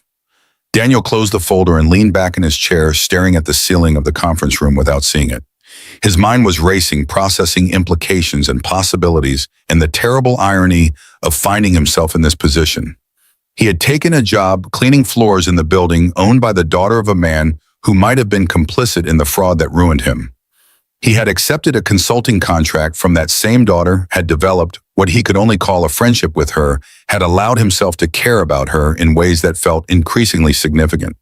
And now he had discovered something that could destroy her, that could shatter the image she had of her father, and call into question everything she had built in his memory. The ethical calculation was not simple. Victoria was not her father. Whatever Harrison Sterling had done or known his daughter had no part in it. She had inherited a company and tried to run it with integrity, had shown Daniel more respect and consideration than anyone in the financial industry had shown him in years. But she also deserved the truth. She was making decisions based on beliefs about her father that might be fundamentally wrong. And the people who had been hurt by Meridian's fraud, the pensioners and savers whose money had disappeared into offshore accounts, deserved justice, even if that justice came too late to help them. Daniel thought about Catherine, about the medication she couldn't afford, and the second job that had killed her. He thought about Sophie, about the questions she would ask someday, about why her father had spent years cleaning floors instead of using his education and his talents. He thought about the man he had been before the whistleblower case, the man who had believed that truth mattered more than consequences. That man would have gone straight to Victoria with what he had found, would have laid out the documents and demanded answers and let the chips fall where they fell. But that man had been destroyed by his belief in truth, and the man who remained was more cautious, more aware of the ways that good intentions could lead to terrible outcomes. He needed time to think, time to understand what he had found and what it meant and what he should do about it. Time to figure out how to navigate a situation that had suddenly become far more complicated than he had ever anticipated. Daniel closed the archive system and shut down the computer, erasing his digital footprints, with the practiced skill of someone who had learned the hard way to be careful about what traces he left behind. Then he gathered his things and left the conference room, walking through the empty corridors to the elevator that would carry him away from the 48th floor and its secrets. As the elevator descended, he looked at his reflection in the polished metal doors and wondered who he was becoming. The man who mopped floors and kept his head down and asked nothing from a world that had taken everything from him. Or the man who had once believed that truth was worth any cost, even when the cost was higher than he could bear. He didn't know the answer, but he knew that he would have to find it soon, because the secret he had discovered would not stay buried forever, and when it emerged, everything would change. For everyone. The weeks that followed the discovery were a study in compartmentalization, the ability to perform one role while carrying the weight of knowledge that contradicted everything that role represented. Daniel continued his consulting work, attending meetings and reviewing analyses and pointing out errors that Victoria's team increasingly resented. He continued his conversations with Victoria, discussing financial strategy and market conditions and the peculiar challenges of running a company that bore your family name. He continued to be charming and competent and engaged, while some part of his mind remained fixed on the documents he had found and the questions they raised. He had not told Victoria what he had discovered. He told himself this was because he needed more information needed to understand the full scope of Harrison Sterling's involvement before making accusations that could not be taken back. He told himself this was caution rather than cowardice, strategic patience rather than moral failure. But late at night, in the quiet of his Queens apartment, with Sophie asleep in the next room, Daniel knew that the real reason was simpler and more damning. He did not want to hurt Victoria. He did not want to be the one to shatter her image of her father to add to the burden she already carried. He cared about her, more than he should, more than was wise or professional or safe, and that caring complicated everything. Margaret noticed, of course. Margaret noticed everything had spent 68 years developing the ability to read her children's silences as fluently as their words. She confronted him one Sunday morning after Sophie had been dispatched to a birthday party and the apartment was quiet except for the sounds of the city beyond the windows. "You've been different these past few weeks. Distracted. Like you're carrying something you don't want to put down." Daniel considered denying it, dismissing her observation with the deflections that had become second nature. But this was his mother, who had seen him through every crisis of his life and never once accepted easy answers when hard truths were required. "I found something at work, something about Victoria Sterling's father that she doesn't know. Something bad, potentially. It suggests he might have been involved with the fraud at Meridian Capital, the same fraud that destroyed my career." Margaret was quiet for a moment, processing this information with the thoughtful attention she brought to every problem worth solving. And you haven't told her? No. Why not?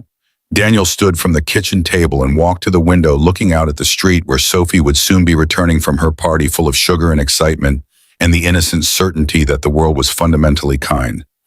Because I don't know what telling her would accomplish. Because I don't have enough information to be certain of what I found. Because you care about her. Daniel turned to face his mother, finding in her expression not judgment, but understanding. Yes, I care about her.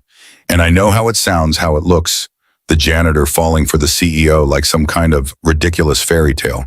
But she's not what I expected. She's smart and driven and lonely in ways that I recognize. She looks at me like I'm worth something, like my ideas matter, like I'm more than the sum of my failures. Like Catherine did. The mention of his wife's name stopped Daniel's words in his throat. He hadn't made that connection consciously, had not allowed himself to examine what his feelings for Victoria might mean in relation to the woman he had loved and lost. I don't know what I feel. I know that it's complicated. I know that the situation is impossible in about a dozen different ways. And I know that finding those documents has made everything even more complicated than it already was. Margaret rose from the table and crossed to where Daniel stood, placing her hand on his arm, with the particular gentleness that mothers never lose, regardless of how old their children become. Your father used to say that the most important thing in life is to be able to look at yourself in the mirror without flinching. To know that you've done the right thing even when the right thing is hard. What's the right thing here, Mom? Telling her something that will hurt her, that might destroy her relationship with her father's memory, or protecting her from truth she never asked to know. The right thing is rarely obvious, Daniel. If it were, everyone would do it. Margaret squeezed his arm gently. But I will tell you this.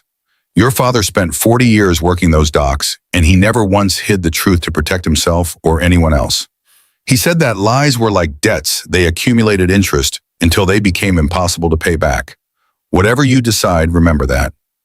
Sophie returned an hour later, bursting through the door with tales of cake and games and a boy named Tyler who had apparently done something so embarrassing that it would be discussed in her class for years to come. Daniel listened to her stories and helped her with her homework and made dinner while Margaret dozed in the armchair by the window, and the documents in the sterling financial archives felt very far away. But they were not far away. They were waiting for him, and eventually he would have to decide what to do about them. The relationship between Daniel and Victoria continued to evolve, deepening in ways that neither of them acknowledged directly, but both of them recognized. Their evening conversations grew longer, ranging further from strictly professional topics into the territory of personal histories and private fears. Victoria told Daniel about her mother who had died when Victoria was 12 and left her in the care of a father who did not know how to be soft, did not know how to raise a daughter without a woman's guidance. Daniel told Victoria about Sophie's birth, about the moment he had held his daughter for the first time, and felt something shift permanently in his understanding of what mattered in the world. They did not touch, did not cross the lines that professional relationships are supposed to maintain. But there was an intimacy in their conversations that went beyond anything either of them had experienced with anyone else in years. The intimacy of being truly seen, truly understood by someone who carried similar wounds and had learned similar lessons from the world's cruelty. One evening after a particularly difficult meeting in which Mark Sullivan had openly challenged Daniel's analysis and Victoria had defended him with cold precision, they sat together in her office with takeout containers between them and the city glittering beyond the windows. "You know they're going to keep fighting you," Daniel said. "Sullivan and his faction. They see me as a threat to their position, and they are not going to stop pushing until either I'm gone or they are. Let them push. I've survived worse. I'm serious, Victoria. The hostility is getting more intense. Eventually, someone is going to dig into my background more carefully than you did, and when they find out about my past, they'll find out that you were blacklisted for telling the truth about corruption, that you lost your career because you had more integrity than the people who were supposed to oversee you." Victoria set down her chopsticks and met his eyes directly. "That's not the ammunition they think it is, Daniel.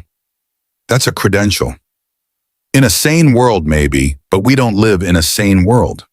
Victoria was quiet for a moment, and when she spoke again, her voice was softer than it had been.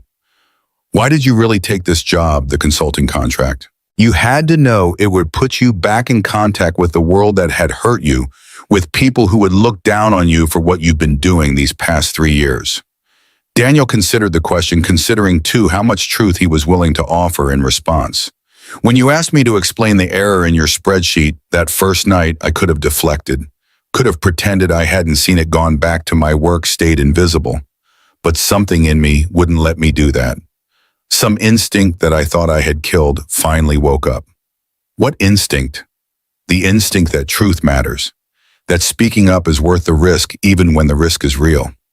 He paused, searching for words that would capture something he barely understood himself.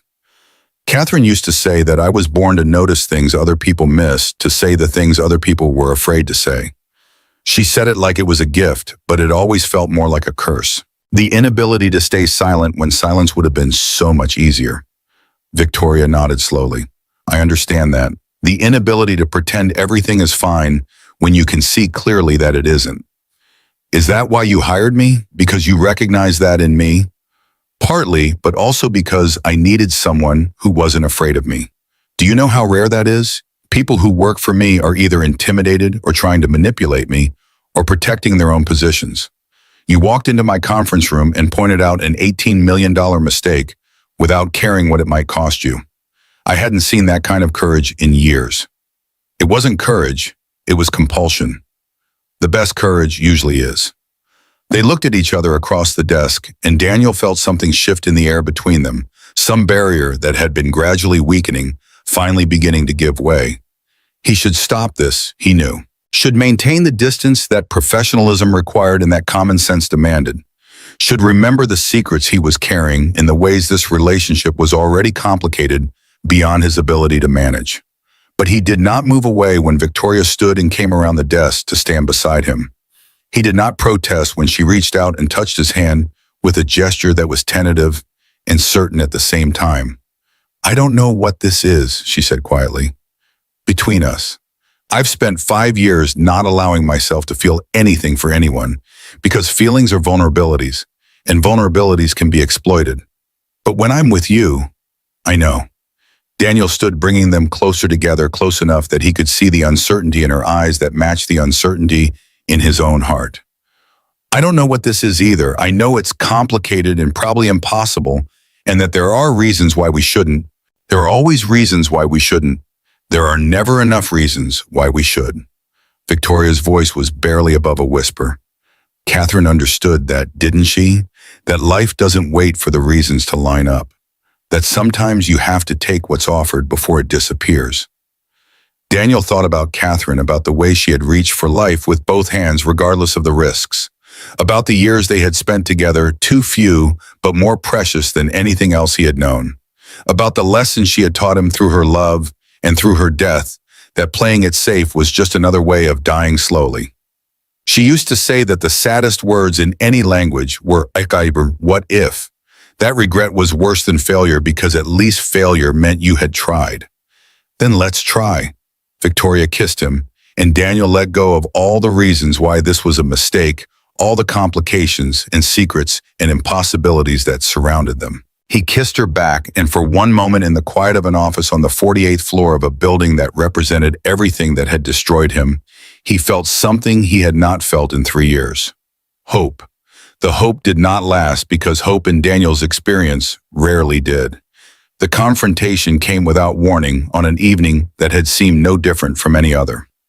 Daniel arrived at Victoria's office for their usual meeting, expecting the conversations about financial models and market conditions that had become the framework for their increasingly personal connection. Instead, he found Victoria standing at the window with her back to the door, her posture rigid in a way that immediately told him something was wrong. Close the door. He did, moving into the office with the careful attention of someone who had learned to read danger in small signals. What's happened? Victoria turned, and her face was different than he had ever seen it. The armor was gone, stripped away to reveal something raw and wounded underneath. She held a folder in her hands, and Daniel recognized the format before she even showed him what was inside. Archived documents. The same documents he had found weeks ago and had been struggling with ever since. I received these this morning. An anonymous package left with my assistant. Victoria's voice was steady, but her hands were shaking slightly. where they gripped the folder. They appeared to be records from my father's involvement with Meridian Capital Partners, records that suggest he was complicit in the fraud you tried to expose. Daniel felt the blood drain from his face, felt the ground shifting beneath his feet in the particular way it always did when carefully maintained illusions collapsed. Victoria, you knew. It was not a question. I can see it in your face. You knew about this, and you didn't tell me. I found the documents a few weeks ago in the company archives. I was trying to figure out how to break it to me gently, how to manipulate the timing for maximum effect. Victoria's voice rose, anger replacing the wound in her expression. How to continue your consulting contract and your access to this company while keeping secrets that should have been revealed immediately. It wasn't like that. I was trying to understand what the documents meant, whether Harrison actually knew what he was signing, whether my father was a criminal or just a fool. Victoria laughed bitterly. Those are my only options, aren't they? Either he helped defraud thousands of people out of their life savings, or he was too stupid or too careless to realize what he was putting his signature to. Daniel stepped forward, reaching for her, and Victoria stepped back as if his touch had become something dangerous. Don't try to comfort me while you're the one who's been lying to me for weeks. I wasn't lying. I was strategically omitting like I did when I introduced you to my team as a consultant without mentioning that you'd been cleaning their offices. Victoria shook her head, a harsh sound escaping her throat. You let me do that. Let me deceive them while you were deceiving me. I didn't know how to tell you. I didn't want to hurt you. You didn't want to lose your access, your position, your connection to someone who could help rebuild the career that was destroyed when you told the truth about Meridian. Victoria's eyes were bright with tears she seemed determined not to shed. Was that the plan all along? Get close to me, find evidence about my father, use it as leverage? No. Daniel's voice was fierce, more forceful than he had intended. That was never the plan. There was no plan. I took a job cleaning floors because it was the only work I could get, and I pointed out your spreadsheet error because I can't keep my mouth shut when I see mistakes. And everything that followed happened because I started to care about you. Not about the company or the leverage or the opportunity. About you. Victoria stared at him, and in her face, Daniel could see the war between wanting to believe him and the evidence that suggested she shouldn't. My father's name is on those documents. Your wife died because of what Meridian did. How am I supposed to believe that you didn't see me as an opportunity for revenge? Because revenge would require me to hate you, and I don't hate you. Daniel stopped gathering himself against the truth he had not intended to speak. I'm falling in love with you, Victoria. I've been fighting it because it's complicated and impossible, and there are 100 reasons why it shouldn't happen. But I can't fight what's true any more than I can keep quiet about mathematical errors. The silence that followed stretched between them like a wire pulled too tight. Outside the windows, Manhattan continued its endless rhythm, oblivious to the personal crisis unfolding in one corner office among thousands. I don't know if I can believe that, Victoria said finally, her voice quieter, now drained of the anger that had sustained it. I don't know if I can believe anything right now. Then don't believe it. Test it. Ask me anything and I'll answer honestly. Look into my background, my movements, my finances. Find someone you trust to verify everything I've told you. Daniel held her gaze, refusing to look away. The documents about your father are real. My feelings for you are also real. Both things can be true at the same time. How philosophical. Victoria's tone was bitter, but there was something else underneath it, something that might have been the beginning of acceptance. My father spent his life teaching me that business and emotion don't mix, that caring about people makes you vulnerable to manipulation. And here I am vulnerable because I started to care about someone who had every reason to hurt me. I would never, please don't make promises you can't keep. Victoria walked past him to her desk, setting down the folder of documents with deliberate care. I need time to process what's in these documents, to figure out what I believe about my father and about you, to decide what happens next. Daniel nodded, understanding that this was not a negotiation, but a statement of fact. Take whatever time you need. I'll stay away until you're ready to talk. The consulting contract is suspended, effective immediately. I understand. He moved toward this door, pausing with his hand on the handle to look back at her one more time.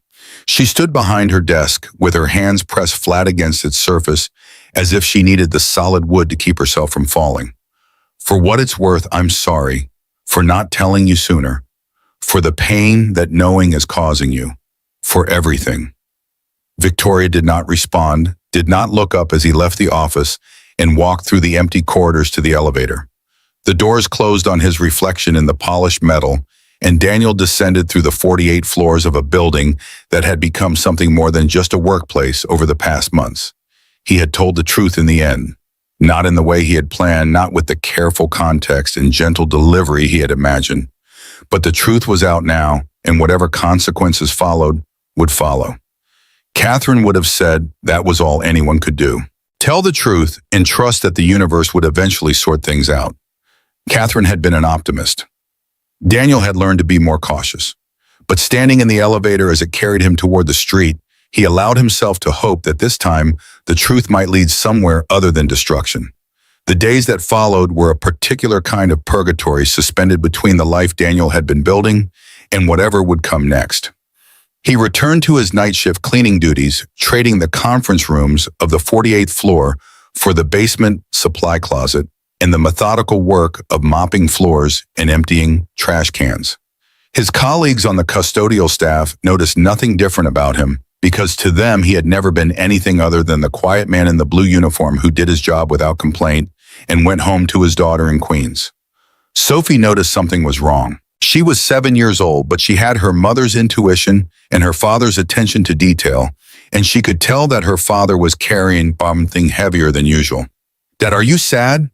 They were sitting at the kitchen table, Daniel helping her with homework that she probably didn't need help with when she asked the question. "I'm not sad, sweetheart, just thinking about some things." What thing? Daniel considered how to explain the complexities of adult relationships and professional betrayals to a child who still believed that the world was fundamentally fair. "You know how sometimes you have to choose between two things and both choices are hard?" Sophie nodded solemnly. "Like when Lily and Emma both wanted me to sit with them at lunch and I had to pick one. Something like that. I'm trying to figure out the right thing to do in a situation where every choice has consequences." "What did Mom used to say about hard choices?" Daniel smiled despite himself. Sophie had started doing this a few months ago, asking what Catherine would have said about various problems as if her mother's wisdom could be summoned through memory. She used to say that if you're not sure what to do the thing you'll be able to live with afterward. The thing that lets you look at yourself in the mirror without flinching. Sophie considered this with the seriousness that she brought to all important questions. So you have to figure out which choice lets you look at yourself in the mirror. That's the idea. What if both choices are bad? Then you pick the one that's less bad, or the one that's bad for the right reasons. Sophie returned to her homework, apparently satisfied with this answer, and Daniel sat with her until the work was done and bedtime had come and the apartment was quiet except for the sounds of the city beyond the windows. Margaret came by later, ostensibly to return a pan she had borrowed, but actually to check on her son. "Sophie says you have been sad." "I'm not sad. I'm in limbo." "What happened with the Sterling woman?" Daniel told her, sitting at the kitchen table that had witnessed so many difficult conversations over the years. He told her about the documents and the confrontation and the suspension of his consulting contract. He told her about Victoria's anger and his admission and the uncertainty that hung over everything now. Margaret listened without interrupting, and when he finished, she was quiet for a long moment. "You told her the truth." "Eventually. Not soon enough. But you told her, and you told her you loved her."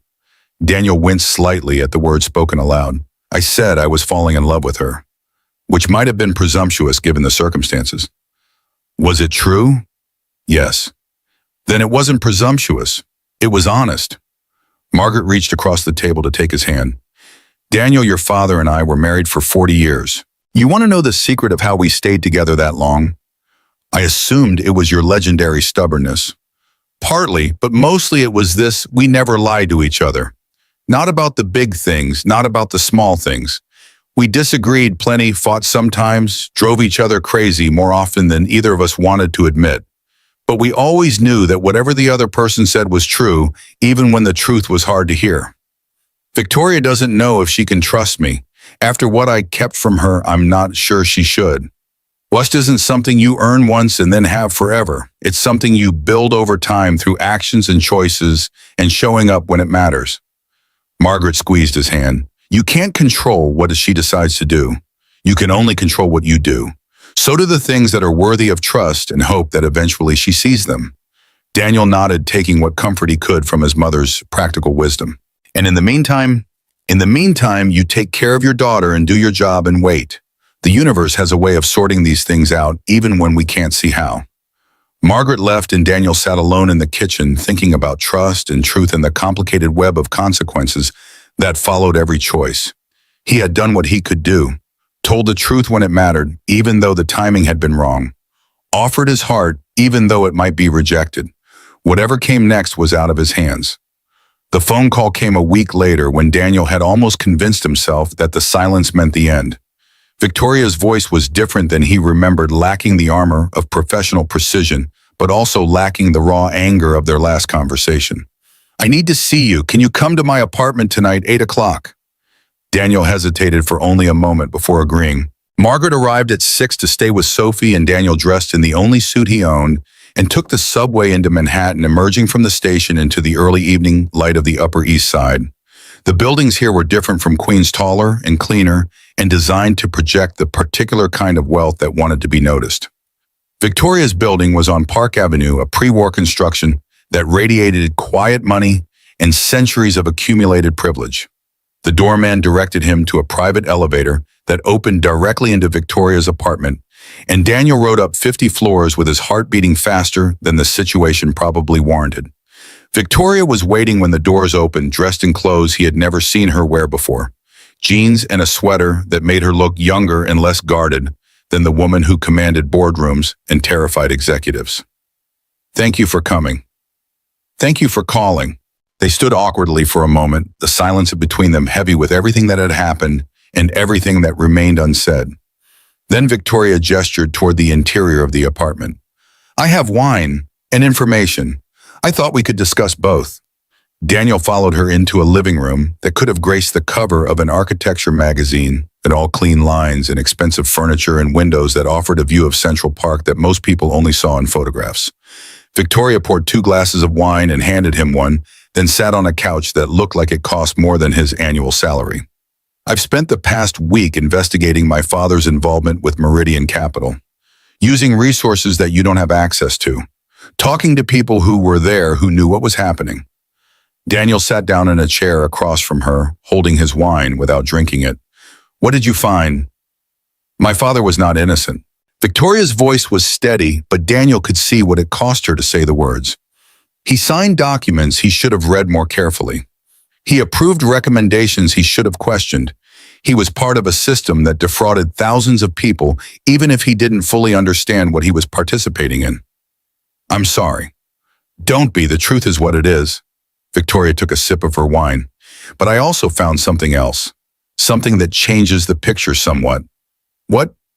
My father resigned from Meridian's advisory board 6 months before he died. He sent a letter to Marcus Blackwell explaining his concerns about certain financial irregularities and recommending a full internal audit. The letter was never acted upon, and all copies were supposed to have been destroyed. Daniel leaned forward, his professional instincts awakening despite the personal circumstances. Blackwell, I've heard that name. He's on your board of directors. He's the chairman of the board, has been since before my father died. Victoria's expression hardened. And according to what I've found, he was far more involved in Meridian's fraud than my father ever was. He not only knew about the shell companies, he profited from them directly. He continued to profit from them for 2 years after the supposed cleanup. Your father tried to stop it. It appears so. He tried and he failed, and shortly after sending that letter, he died of a sudden heart attack. Victoria met Daniel's eyes. The timing might be coincidental, or it might not be. The implications of what she was suggesting hung in the air between them, dark and terrible. You think Blackwell might have been involved in your father's death? I don't know what to think. I don't have enough evidence to make an accusation like that. But I know that Blackwell has been watching me closely since I took over. The company has been positioning himself to take control. If I falter, has done everything possible to ensure that certain secrets stay buried. Daniel set down his wine glass, his mind racing through possibilities and implications. He sent you the documents. The anonymous package with the information about your father. That was Blackwell trying to destabilize you. Almost certainly, he's been threatened by your presence since you started consulting. He sees you as a risk, someone who might dig up the past and discover things he'd prefer to keep hidden. Victoria paused. What he doesn't know is that by trying to use my father's involvement against me, he's revealed far more about himself than he intended. What are you going to do? Victoria stood and walked to the window, looking out at the park spread below like a dark rectangle in the middle of the glittering city. I'm going to fight him. With everything I have, I'm going to expose what he did, what he's still doing, and I'm going to make sure that the people who were hurt by Meridian's fraud finally get some measure of justice. She turned to face Daniel. But I can't do it alone. I need someone who understands the financial side, who knows how these schemes work and how to prove them. I need someone who isn't afraid of the consequences. You need me. Yes, I need you. Victoria crossed the room to stand in front of him, closer than she had been since before everything fell apart. And I need to know if you're willing to help, knowing what it might cost, knowing the enemies it will make, knowing that Blackwell has resources and connections that make the people who destroyed you before look like amateurs. Daniel looked up at her, at this woman who had every reason to distrust him and was choosing to trust him anyway. At the daughter of a man who had been complicit in his destruction, asking him to help her destroy the system that had protected that complicity. He thought about Catherine, about the principles she had believed in, and the price she had paid for his adherence to them. He thought about Sophie, about the world he wanted her to grow up in, a world where truth mattered and corruption could be challenged, and people like Blackwell could not hide behind money and power forever. I'm in. Whatever it takes, however long it takes, I'm in. Victoria's face softened and she reached out to take his hand. I need you to know something else. Something that has nothing to do with Blackwell or the documents or any of this. What? I've spent the past week being angry at you for not telling me sooner, for letting me develop feelings for you while you were keeping secrets that you knew would hurt me. She paused, tightening her grip on his hand. But I've also spent the past week realizing that the anger doesn't change what I feel. Doesn't change the fact that you're the first person in years who has made me feel like something other than a machine designed to make money and prove my father wrong. Daniel stood, bringing them face to face, close enough that he could see the vulnerability in her eyes that matched the vulnerability in his own heart. I should have told you sooner. I was wrong to keep it from you, whatever my reasons were, and I'm sorry for the pain that caused. I know, I believe you. And for what it's worth, I'm not falling in love with you anymore. Victoria's expression flickered with something that might have been hurt. What do you mean? I mean, I've already fallen. Completely. Inconveniently. In ways that scare me because I know what it costs to love someone this much. Victoria smiled, and the smile transformed her face the way it always did, making her look younger and less armored, and like someone who had remembered after a long time forgetting that it was possible to be happy. That's the worst declaration of love I've ever heard. I'm an analyst, not a poet. Clearly. She kissed him then, and Daniel let himself believe for the first time since Catherine's death that he might be allowed to have this. Happiness. Connection. The terrifying vulnerability of caring about someone who had the power to break him. Whatever came next, whatever Blackwell threw at them, whatever consequences followed from the choices they were making, they would face it together. That was enough. That was more than enough. That was everything. The surveillance footage played on a loop in the private office on the 45th floor, casting pale light across Marcus Blackwell's face as he watched Daniel Hayes exit Victoria Sterling's apartment building at 11:30 in the evening. The timestamp in the corner of the screen confirmed what Blackwell had suspected for weeks. The relationship between the CEO and her consultant had evolved beyond the professional boundaries that might have made it manageable. Raymond Cross stood behind him, the attorney's reflection visible in the darkened window that overlooked Manhattan's glittering skyline. They were together for over 3 hours. Our source in the building confirms she hasn't had a personal visitor in the 18 months since she moved in. Blackwell did not respond immediately. He was calculating the way he always calculated, measuring risks against opportunities, and searching for the leverage that would allow him to control an increasingly dangerous situation. The documents I sent her should have driven them apart, should have made her see Hayes as a threat rather than an ally. It appears to have had the opposite effect. Our analyst believes she's now investigating her father's involvement with Meridian more thoroughly than she would have without the provocation, which means she'll eventually find the connection to me. If she hasn't already, Blackwell rose from his chair and walked to the window, his reflection superimposed over the city he had spent 30 years learning to manipulate. He was 62 years old, and he had survived scandals that would have destroyed lesser men, navigated transitions of power that had claimed countless casualties, built a network of influence that extended into every corner of the financial industry. He had not accomplished all of this by being careless or by underestimating his opponents. Victoria Sterling was not her father. Harrison had been brilliant, but ultimately soft, unwilling to do what was necessary when the stakes were highest. His daughter had inherited his intelligence without his weakness, and that made her far more dangerous than he had ever been. We need to accelerate our timeline. The board meeting is in 6 weeks. If we can manufacture enough instability before then, enough questions about her judgment and her associations, we might be able to force a vote of no confidence. And if that fails, Blackwell turned from the window, and his face in the dim light held none of the benevolent authority he showed to the world. Then we'll need to consider more direct measures.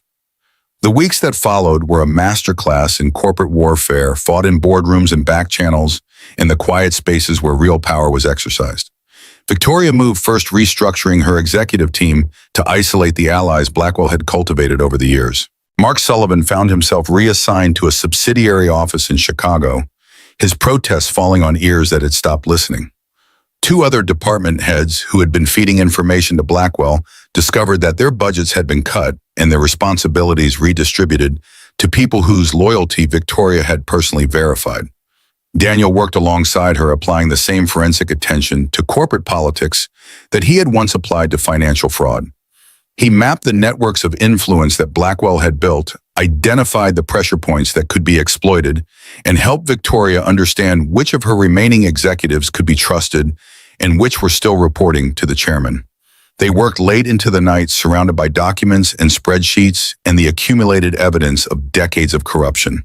The investigation into Meridian Capital had expanded beyond Harrison Sterling's involvement, revealing a web of shell companies and offshore accounts that connected Blackwell to fraud on a scale that dwarfed anything Daniel had discovered during his original whistleblower complaint. "He's been doing this for years," Victoria said one evening, staring at a diagram that traced money flows through a dozen different jurisdictions. Siphoning funds through companies that exist only on paper, hiding the proceeds in accounts that can't be traced back to him. The structure is sophisticated. Whoever designed it knew exactly how to exploit the gaps in regulatory oversight. Can we prove it in a way that would hold up in court?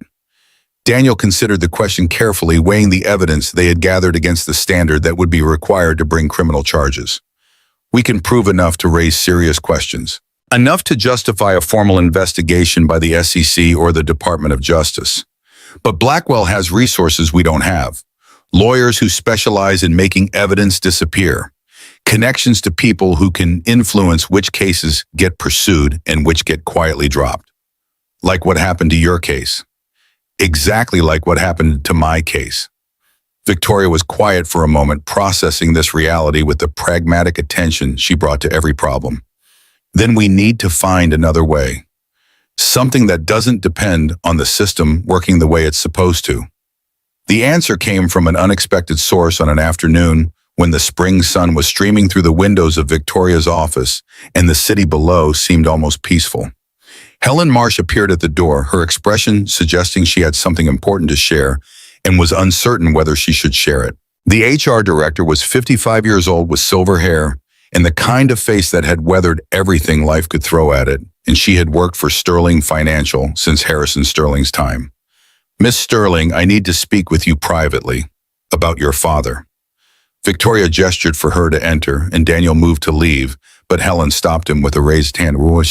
"You should stay, Mr. Hayes. What I have to say concerns you as well." She closed the door behind her and crossed to the desk, pulling a USB drive from her pocket and placing it on the surface between them. I've been waiting for the right moment to give you this. Your father entrusted it to me before he died with instructions to pass it along to someone I trusted if anything happened to him. Victoria stared at the small device as if it might explode. What's on it? Everything Harrison gathered about Marcus Blackwell's involvement with Meridian Capital. Emails, financial records, internal communications that proved Blackwell knew about the fraud and profited from it. Your father was building a case against him when he died. Daniel felt his pulse quicken, the implications of what Helen was describing, reshaping everything he thought he understood about the situation. Harrison was investigating Blackwell for almost a year before his heart attack. He discovered the same things you've been discovering, Mr. Hayes, but he made the mistake of confronting Blackwell directly instead of going to the authorities. Helen's voice carried a weight of grief that suggested she had been carrying this secret for far too long. The last time I spoke to him, he told me he was planning to resign from Meridian's advisory board and take everything he knew to the SEC. 3 days later, he was dead. Victoria's face had gone pale, her hands gripping the edge of the desk as if she needed the solid surface to keep herself upright. You think Blackwell killed my father? I think the timing was suspicious. I think Harrison was afraid of something in those final weeks, looking over his shoulder in ways he never had before. And I think Blackwell had both the motive and the means to ensure that your father's investigation never reached its conclusion. The silence that followed was thick with implications, with the weight of secrets finally being revealed and the terrible possibility that Harrison Sterling's death had been something other than natural. Why didn't you come forward before? Victoria's voice was barely above a whisper. Why wait 5 years to tell me this? Because I was afraid. Because Blackwell has eyes everywhere, and I knew what happened to people who crossed him. Because I wanted to believe that with Harrison gone, the danger had passed, and I could keep my head down and survive until retirement. Helen met Victoria's eyes directly. But then you hired Mr. Kim. Hayes and I started to hope that maybe finally someone would be willing to fight back. Daniel picked up the USB drive, turning it over in his hands as if he could read its contents through the plastic casing. This changes everything. If the evidence on here is as comprehensive as you're suggesting, we might actually be able to bring Blackwell down. It's comprehensive. Harrison was meticulous about documentation. He knew what would be required to make a case stick, and he gathered everything he could before Blackwell realized what he was doing. Victoria stood abruptly, walking to the window with her back to them, and Daniel could see the tension in her shoulders, the struggle to process everything she was learning about the father she had spent 5 years trying to live up to. He wasn't complicit. All this time, I thought he had been part of the fraud, that everything I inherited was built on corruption. But he was trying to stop it. He made mistakes. He should have been more careful about what he signed, should have asked more questions before lending his name to things he didn't fully understand. But when he realized what was happening, he tried to make it right. Helen's voice softened. He loved you, Victoria. Everything he did in those final months was about protecting you, about ensuring that when the truth came out, you wouldn't be implicated in his mistakes. Victoria turned from the window, and her face held something Daniel had never seen there before. Not the cold precision of the CEO or the vulnerability of the woman he had come to love. Something fiercer. Something that looked like the beginning of a war. Then we finish what he started. We take everything he gathered and everything we found, and we burn Marcus Blackwell to the ground.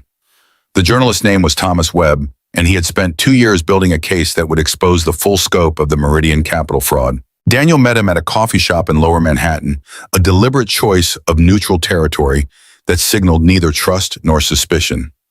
Webb was 45 years old, with the weathered face of someone who had spent decades chasing stories that powerful people wanted to keep buried, and his eyes held the particular sharpness of a mind that missed nothing and forgot even less.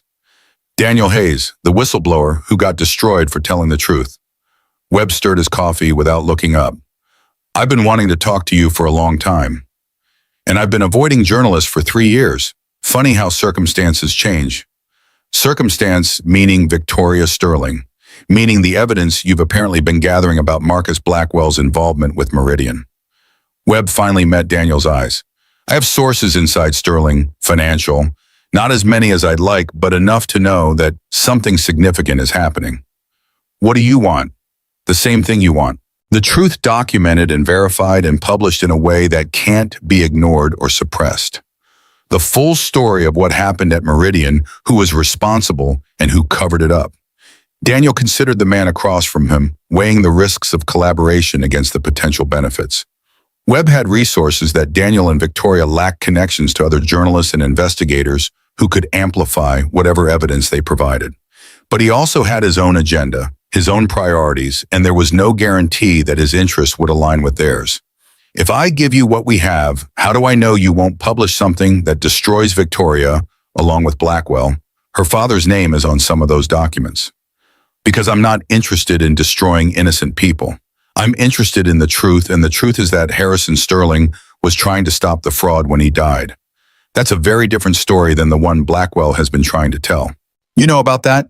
I know more than you might think, including the fact that Blackwell has been feeding information to certain media outlets, trying to shape the narrative in a way that protects himself while making Harrison look like the primary villain. Webb leaned forward. I can help you control how this story gets told, or you can take your chances with journalists who don't have the full picture and might draw conclusions that hurt Victoria more than they hurt Blackwell. Daniel thought about Catherine, about the way the media had portrayed him during the original whistleblower case, the headlines that had painted him as a disgruntled employee rather than someone trying to protect innocent people from fraud. He thought about Sophie, about the questions she would ask someday about why her father had been destroyed for telling the truth. I need to discuss this with Victoria. It's not my decision to make alone. Of course, but don't take too long. Blackwell is accelerating his own timeline. My sources suggest he's planning something for the board meeting in 5 weeks, and whatever it is, it won't be good for your side. The conversation with Victoria happened that evening in her apartment, with the city glittering beyond the windows and the weight of everything they had learned pressing down on them. Webb is right about one thing. We can't control this story if we try to keep it contained within the company. Blackwell has too many allies on the board, too many connections in the industry. If we try to take him down through internal channels, he'll find a way to turn it against us. So we go public, give Webb everything we have, and hope that the exposure is enough to force the authorities to act. It's risky. Once the story is out there, we lose control of how it develops. Other journalists will dig into things we might prefer to keep private. The company's reputation will take a hit, at least in the short term. Victoria walked to the window, a habit Daniel had come to recognize as her way of thinking through difficult problems. My father spent a year building a case against Blackwell, and he died before he could use it. I don't want to make the same mistake. I don't want to wait until the perfect moment and discover that the perfect moment never comes. So we move forward. We move forward. We give Webb enough to start publishing, and we prepare for whatever Blackwell throws at us in response. Daniel crossed the room to stand beside her, their reflections visible in the dark glass against the backdrop of the city. This is going to get worse before it gets better. Blackwell won't go down without a fight, and he has resources we can't match. I know. And there's no guarantee we'll win. Even with everything we have, even with Webb on our side, the system has a way of protecting people like Blackwell. Victoria turned to face him, and in her eyes he saw something that had not been there when they first met. A certainty that went beyond professional confidence, beyond the armor she wore to survive in a world that wanted to see her fail. My father tried to do the right thing, and it killed him. If I don't finish what he started, his death means nothing. All the years I spent trying to prove myself to a man I thought didn't believe in me, and it turns out he was trying to protect me all along. Her voice caught slightly. I owe him this. I owe myself this. And I owe it to everyone who was hurt by what Blackwell did. Then we fight. Then we fight. The counterattack came faster than they had anticipated on a Wednesday morning that had seemed no different from any other. Victoria arrived at her office to find Marcus Blackwell waiting for her, seated in the chair behind her desk, as if he owned the space. His expression held the particular satisfaction of someone who believed he had already won. Victoria, I think it's time we had a frank conversation about the future of this company. Get out of my chair, Marcus. In a moment. First, I want to show you something. He slid a folder across the desk. Photographs of you and Daniel Hayes entering your apartment building together. Leaving together the next morning. The timestamps make the nature of your relationship quite clear. Victoria did not touch the folder, did not give him the satisfaction of seeing her react. My personal life is none of your business. It becomes my business when it affects the company. When the CEO is romantically involved with a man who was fired for making fraudulent claims against his former employer, who has been blacklisted from every reputable firm in the industry, who spent the last 3 years cleaning toilets in this very building. Blackwell stood buttoning his jacket with deliberate precision. The board will be very interested in these photographs, as will the financial press.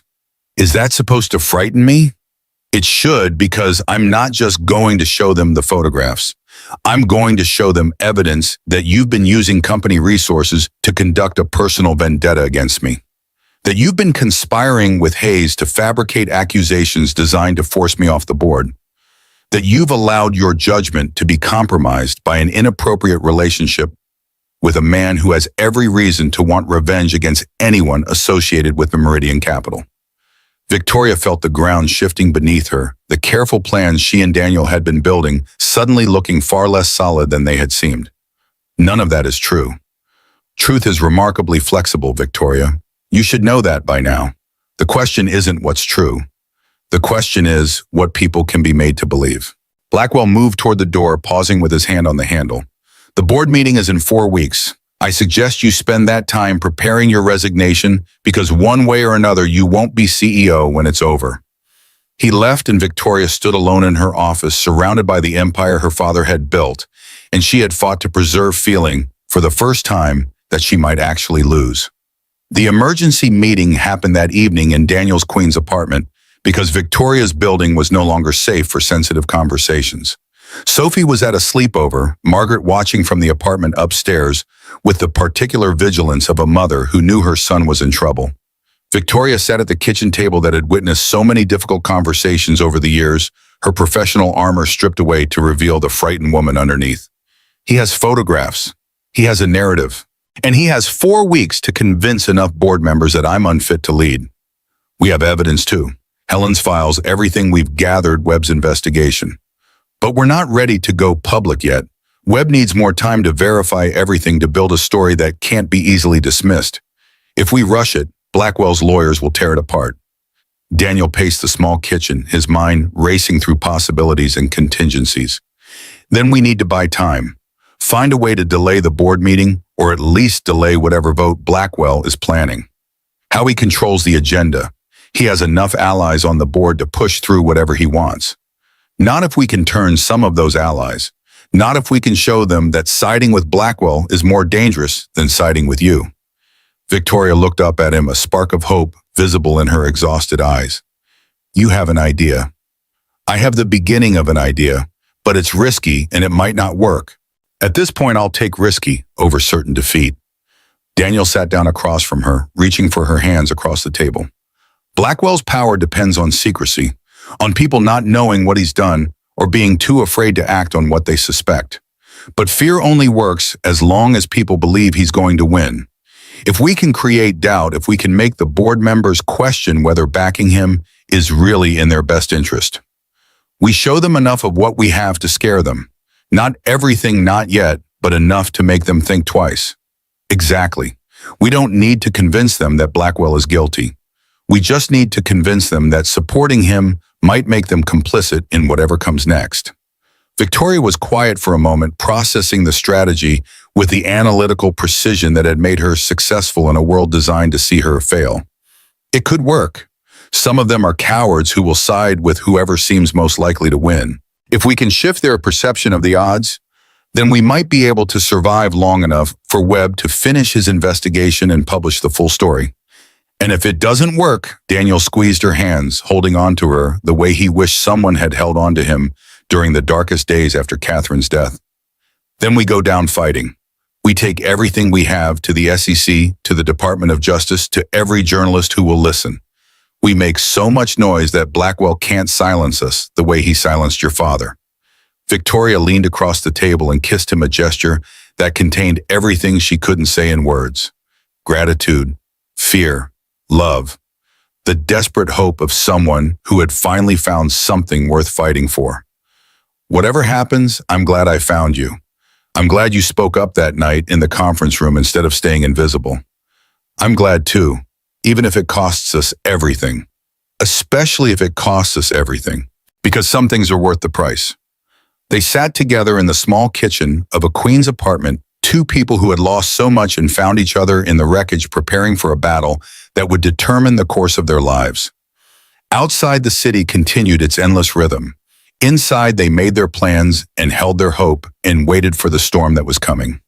The next 4 weeks would decide everything, and whatever happened, they would face it together. The morning of the board meeting arrived with the kind of gray sky that seemed to press down on Manhattan like a physical weight clouds hanging low over the towers of glass and steel that defined the city's skyline. Victoria Sterling stood at the window of her apartment, watching the first commuters emerge onto the streets below, and felt the particular calm that comes when you have done everything possible and must now trust the outcome to forces beyond your control. Daniel stood behind her, his reflection visible in the glass, and she could see the tension in his shoulders that matched the tension in her own body. They had spent the past 4 weeks preparing for this day, building alliances and gathering evidence and positioning themselves for a confrontation that would determine the future of everything they had fought for. Webb's article goes live at noon, Daniel said. Time to hit while the board meeting is in progress. By the time Blackwell realizes what's happening, the story will already be spreading. And the SEC? Helen's contact confirmed they received the full package yesterday. They're not committing to anything official, but she says there's significant interest at the enforcement level. Victoria turned from the window, and in the early morning light, her face held something that Daniel had come to recognize over the months of their partnership. Not confidence exactly, but the determination of someone who had accepted the risk and chosen to move forward regardless. Whatever happens today, I want you to know something. What? My father spent his whole life building things. The company, his reputation, the legacy he thought he was leaving behind. And in the end, none of it protected him from the consequences of trusting the wrong people. She crossed the room to stand in front of Daniel, close enough that he could see the fine lines at the corners of her eyes that spoke of sleepless nights and impossible pressures. But he also spent his last months trying to do the right thing, trying to expose the corruption he had been part of, even knowing what it might cost him. That's the legacy I want to honor. Not the buildings or the money or the reputation. The choice to fight for something that matters. Daniel reached out and took her hand, feeling the slight tremor that she was working so hard to conceal. He would be proud of you. Whatever he said before he died, whatever doubts he expressed, he would be proud of the woman you've become. I hope so. I hope that wherever he is, he can see that his daughter didn't give up, that she finished what he started. They stood together in the quiet of the apartment, drawing strength from each other's presence until the time came to leave for the battle that awaited them. The boardroom on the 48th floor of Sterling Financial had been designed to intimidate with its floor-to-ceiling windows and its massive table of polished mahogany and its walls lined with portraits of the company's founders and most successful executives. Harrison Sterling's portrait hung in the place of honor, his painted eyes seeming to watch over the proceedings with an expression that could be interpreted as either approval or judgment. Victoria entered the room at exactly 9 o'clock. Her posture straight and her expression composed, showing nothing of the fear that churned beneath her professional armor. The board members were already seated, 12 faces that ranged from openly hostile to carefully neutral to the few allies she had managed to cultivate over the past weeks. Marcus Blackwell sat at the far end of the table, his silver hair perfectly styled and his expression radiating the benevolent authority that had fooled so many people for so long. He rose as Victoria entered, a gesture of false courtesy that fooled no one. Victoria, thank you for joining us. I believe we have some important matters to discuss. Indeed we do, Marcus, though I suspect the matters I want to discuss are different from the ones you had planned. She took her seat at the head of the table, the position that was hers by right as CEO, and felt the weight of every eye in the room upon her. This was the moment she had been preparing for. The moment that would determine whether her father's sacrifice had been in vain or whether his legacy would finally be redeemed. Blackwell wasted no time on preliminaries. He had spent 4 weeks building his case, and he was eager to deliver the killing blow. Ladies and gentlemen of the board, I've called this meeting to address a matter of grave concern regarding our CEO's judgment and conduct, As you know, Victoria has been engaged in a personal relationship with a man named Daniel Hayes, a former financial analyst who was terminated from Meridian Capital Partners for making fraudulent claims against his employer. He paused, letting the accusation hang in the air, watching the faces of the board members for signs of the reaction he expected. What you may not know is that Hayes has been using his access to our company to conduct an unauthorized investigation into matters that have no bearing on Sterling Financial's operations. He has been gathering information, making accusations, and influencing our CEO's decisions in ways that serve his personal vendetta rather than the interests of our shareholders. Victoria listened to the familiar litany of charges, the narrative that Blackwell had been crafting since the moment he realized she was a threat to his carefully constructed empire of lies. She had heard it all before in the private conversations, and the whispered warnings, and the anonymous leaks to financial journalists who were only too happy to print accusations without verification. But she had also spent 4 weeks preparing her response, and she was not the same woman who had inherited this company 5 years ago, uncertain of her place and desperate to prove herself to a father who was no longer alive to see her succeed. "Are you finished, Marcus?" The question was delivered with a calm that seemed to unsettle him, a departure from the defensive posture he had expected.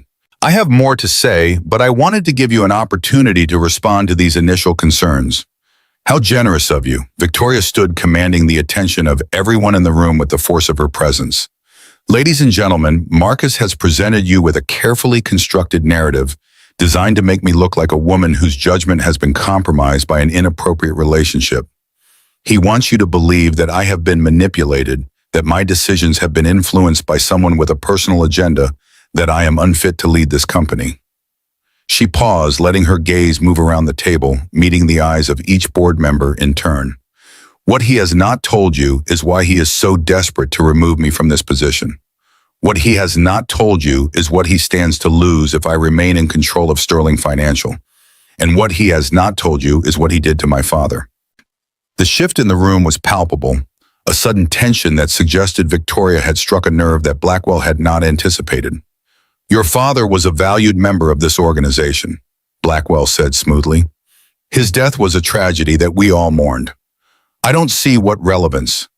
My father discovered that you were systematically defrauding the clients of Meridian Capital Partners. He gathered evidence, documented your involvement, and was preparing to take everything he knew to the SEC when he died of a sudden heart attack." Victoria's voice was steady, but her words carried the weight of years of grief and months of investigation.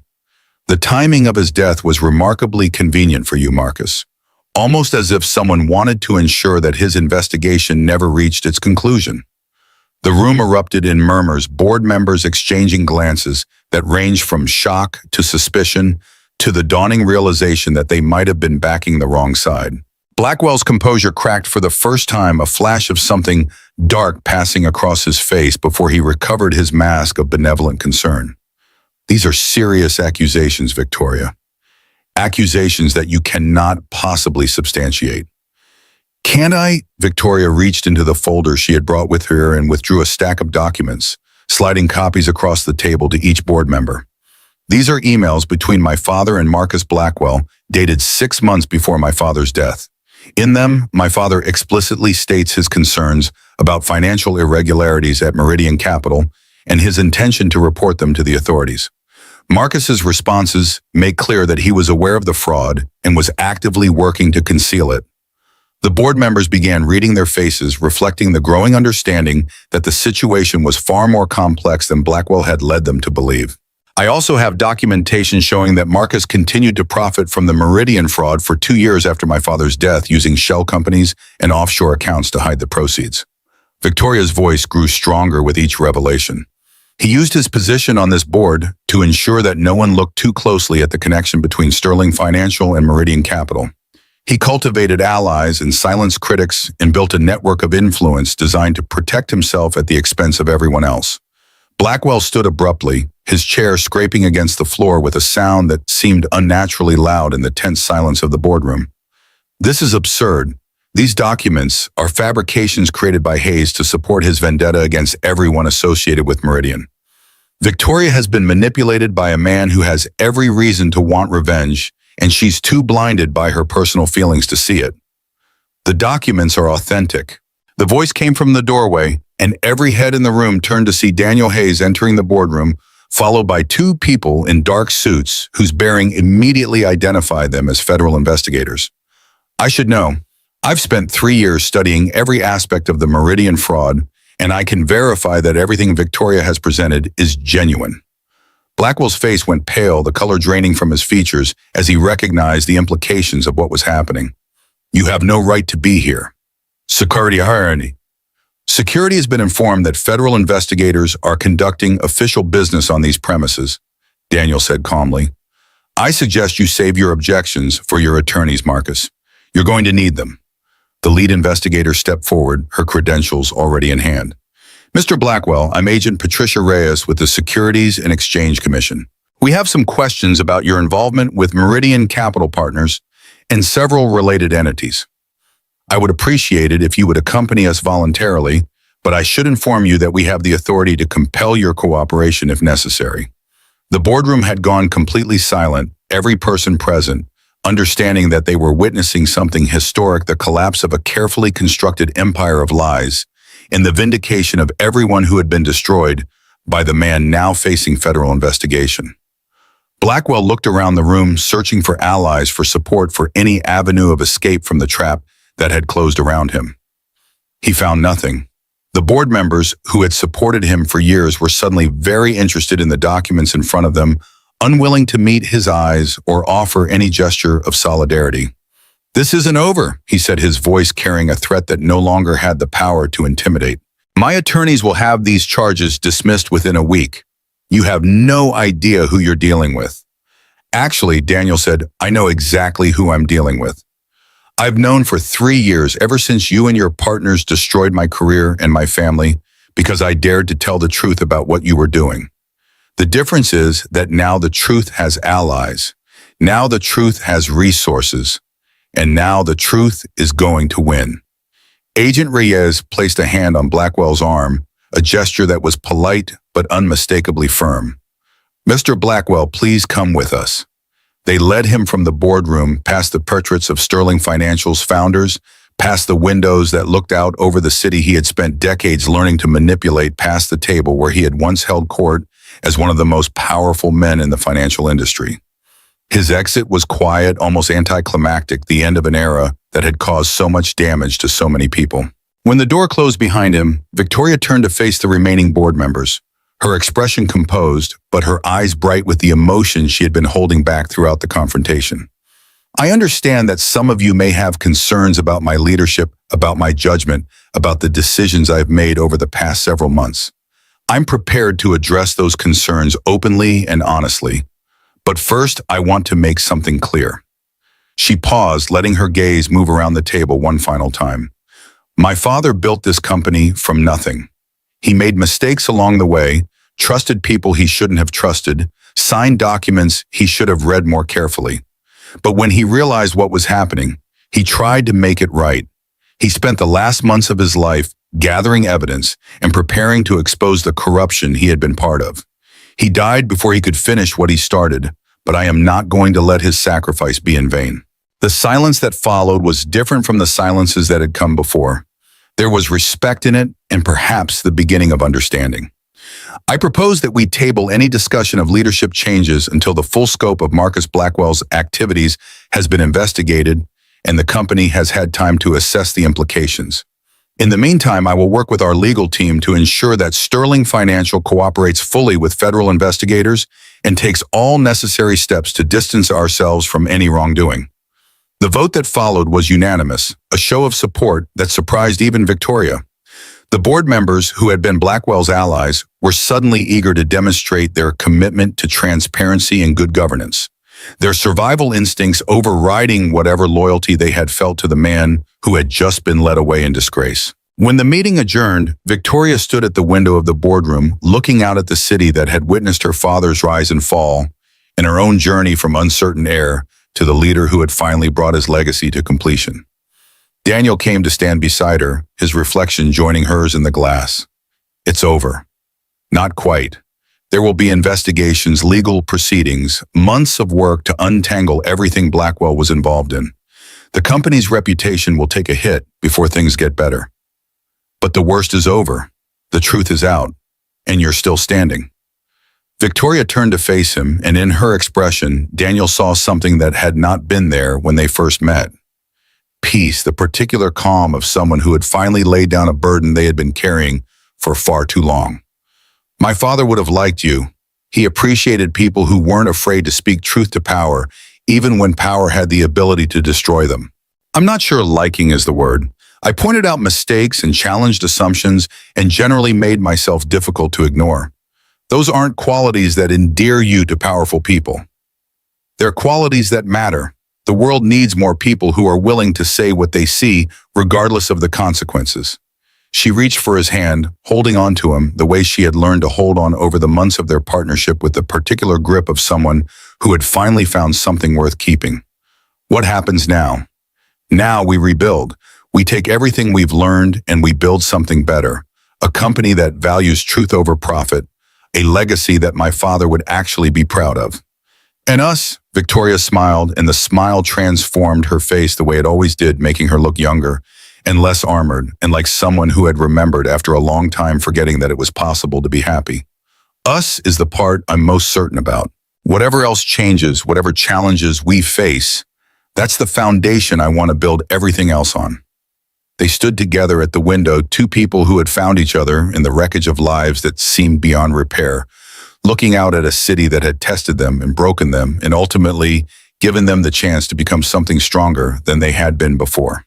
The months that followed were a study in transformation, the slow and difficult work of turning crisis into opportunity. Victoria restructured Sterling Financial with surgical precision, cutting ties to every venture that could not withstand ethical scrutiny and every relationship that had been tainted by Blackwell's influence.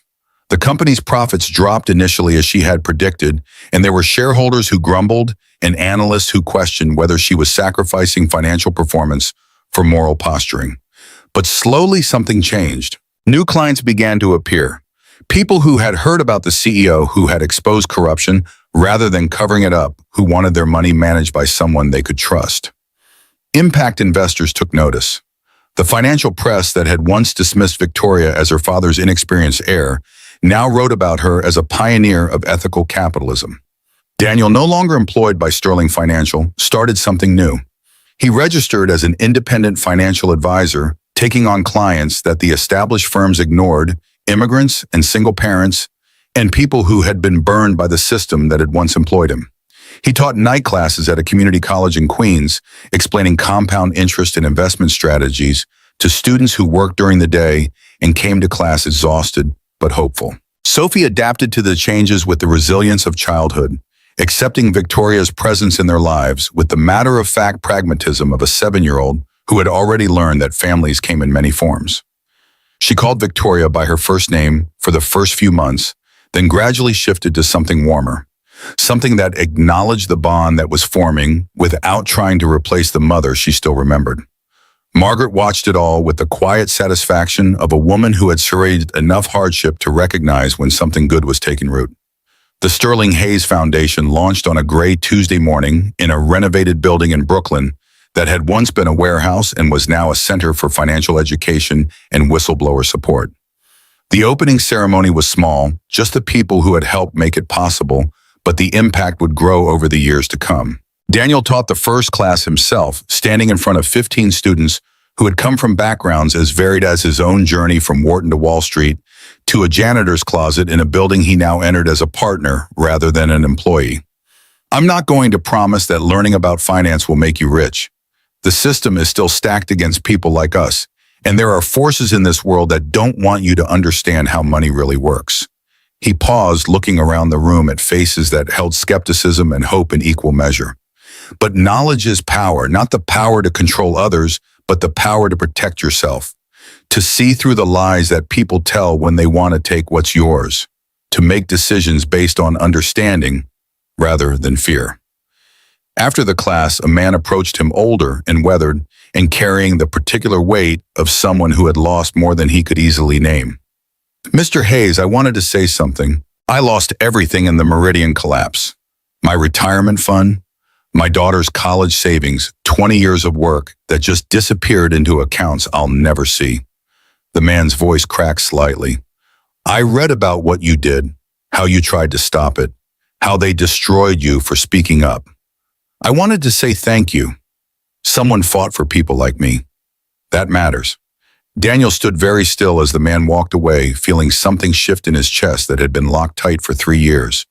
Victoria found him later standing alone in the empty classroom with the afternoon light streaming through the windows. Everything okay? Someone thanked me today for the whistleblower case, for trying to stop what Meridian was doing.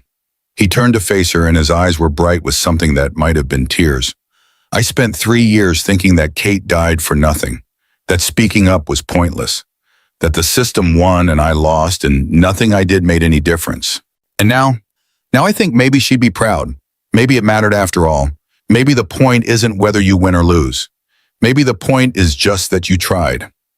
Victoria crossed the room and put her arms around him, holding on the way they had learned to hold on to each other through everything that had happened. She would be proud. I never met her, but I know she would be proud of the man you've become, the father Sophie has, the partner I have. They stood together in the classroom that represented everything they were trying to build, surrounded by empty chairs that would soon be filled with people seeking the knowledge that could change their lives. The anniversary came faster than either of them expected, a year since the board meeting that had changed everything. They celebrated quietly, just the 4 of them in the Queen's apartment that had witnessed so much grief and had now become the foundation of something new. Sophie had made a cake with Margaret's help, chocolate with slightly uneven frosting that she had applied herself. Daniel had hung streamers that drooped in places, and Victoria had brought flowers that didn't quite match the color scheme anyone had imagined. It was imperfect and chaotic and exactly what a family celebration should be. Dad, Sophie said, her voice carrying the particular seriousness that meant she was about to ask something important. Are you happy? Daniel looked around the small kitchen at the woman he loved and the daughter he would do anything to protect, and the mother who had held them all together through the darkest times. Yeah, sweetheart, I'm happy. Really happy. Not just pretending. Really happy. The kind of happy that sneaks up on you when you're not looking and makes you realize that maybe everything you went through was worth it because it brought you here. Sophie considered this with the gravity of an 8-year-old who had learned young that life did not always go the way you hoped. Mom would be glad. She always wanted you to be happy. I know she did, and I think wherever she is, she can see that we're okay, that we found our way to something good. Later, after Sophie was asleep and Margaret had gone upstairs to her own apartment, Daniel and Victoria sat on the small balcony that overlooked the Queen Street, where their life together had taken root. Do you ever regret it? Victoria asked. The choices that brought us here, the price you paid for telling the truth. Daniel thought about the question, about the years of struggle and loss and the slow rebuilding that had followed. I regret that Kate died. I'll always regret that. I regret that Sophie had to grow up without her mother. I regret the years I spent invisible, hiding from a world that had hurt me. He paused, searching for the words that would capture something he had only recently begun to understand. But I don't regret speaking up. I don't regret being the kind of person who can't stay quiet when something is wrong, because that's the person Kate fell in love with. That's the person I want Sophie to see when she looks at her father, and that's the person who was able to recognize something real when he found it. Victoria leaned against his shoulder, her body warm against his in the cool night air. My father used to say that success was about winning, about being stronger and smarter and more ruthless than everyone else, about building something that would last and not caring who you had to destroy to do it. And now I think he was wrong. Success isn't about winning, it's about becoming someone you can live with, someone who does the right thing even when it costs you, someone who builds things that matter, not just things that last. They sat together as the city hummed around them, 2 people who had lost so much and found each other in the wreckage, watching the lights of Manhattan glitter in the distance and feeling the particular peace that comes when you have finally arrived at a place that feels like home. The future stretched out before them, uncertain and challenging, and full of possibilities they could not yet imagine. There would be setbacks and struggles and days when the weight of everything they were trying to build would seem too heavy to bear, but they would face it together. That was the foundation that mattered. That was the truth that would carry them through. Daniel thought about his father working the docks for 40 years without ever hanging his head. He thought about his mother surviving loss after loss and emerging with her dignity intact. He thought about Kate believing in him even when he couldn't believe in himself, teaching him that some things were worth the price you paid for them. And he thought about Sophie asleep in the next room with her whole life ahead of her, growing up in a world that was still imperfect, but that her father was helping to make a little bit better. I love you, he said, the words simple and insufficient and exactly right. I know, Victoria replied, smiling in the darkness. I love you too. They sat together until the night grew cold and the city quieted, and the stars appeared above the glow of the streetlights, two people who had learned that the hardest journeys sometimes lead to the best destinations. And when they finally went inside, closing the door on the night and the past and everything that had brought them to this moment, they did so knowing that whatever came next, they would face it the way they had faced everything else. Together, with truth, with love, with the quiet certainty that some things are worth fighting for no matter what they cost.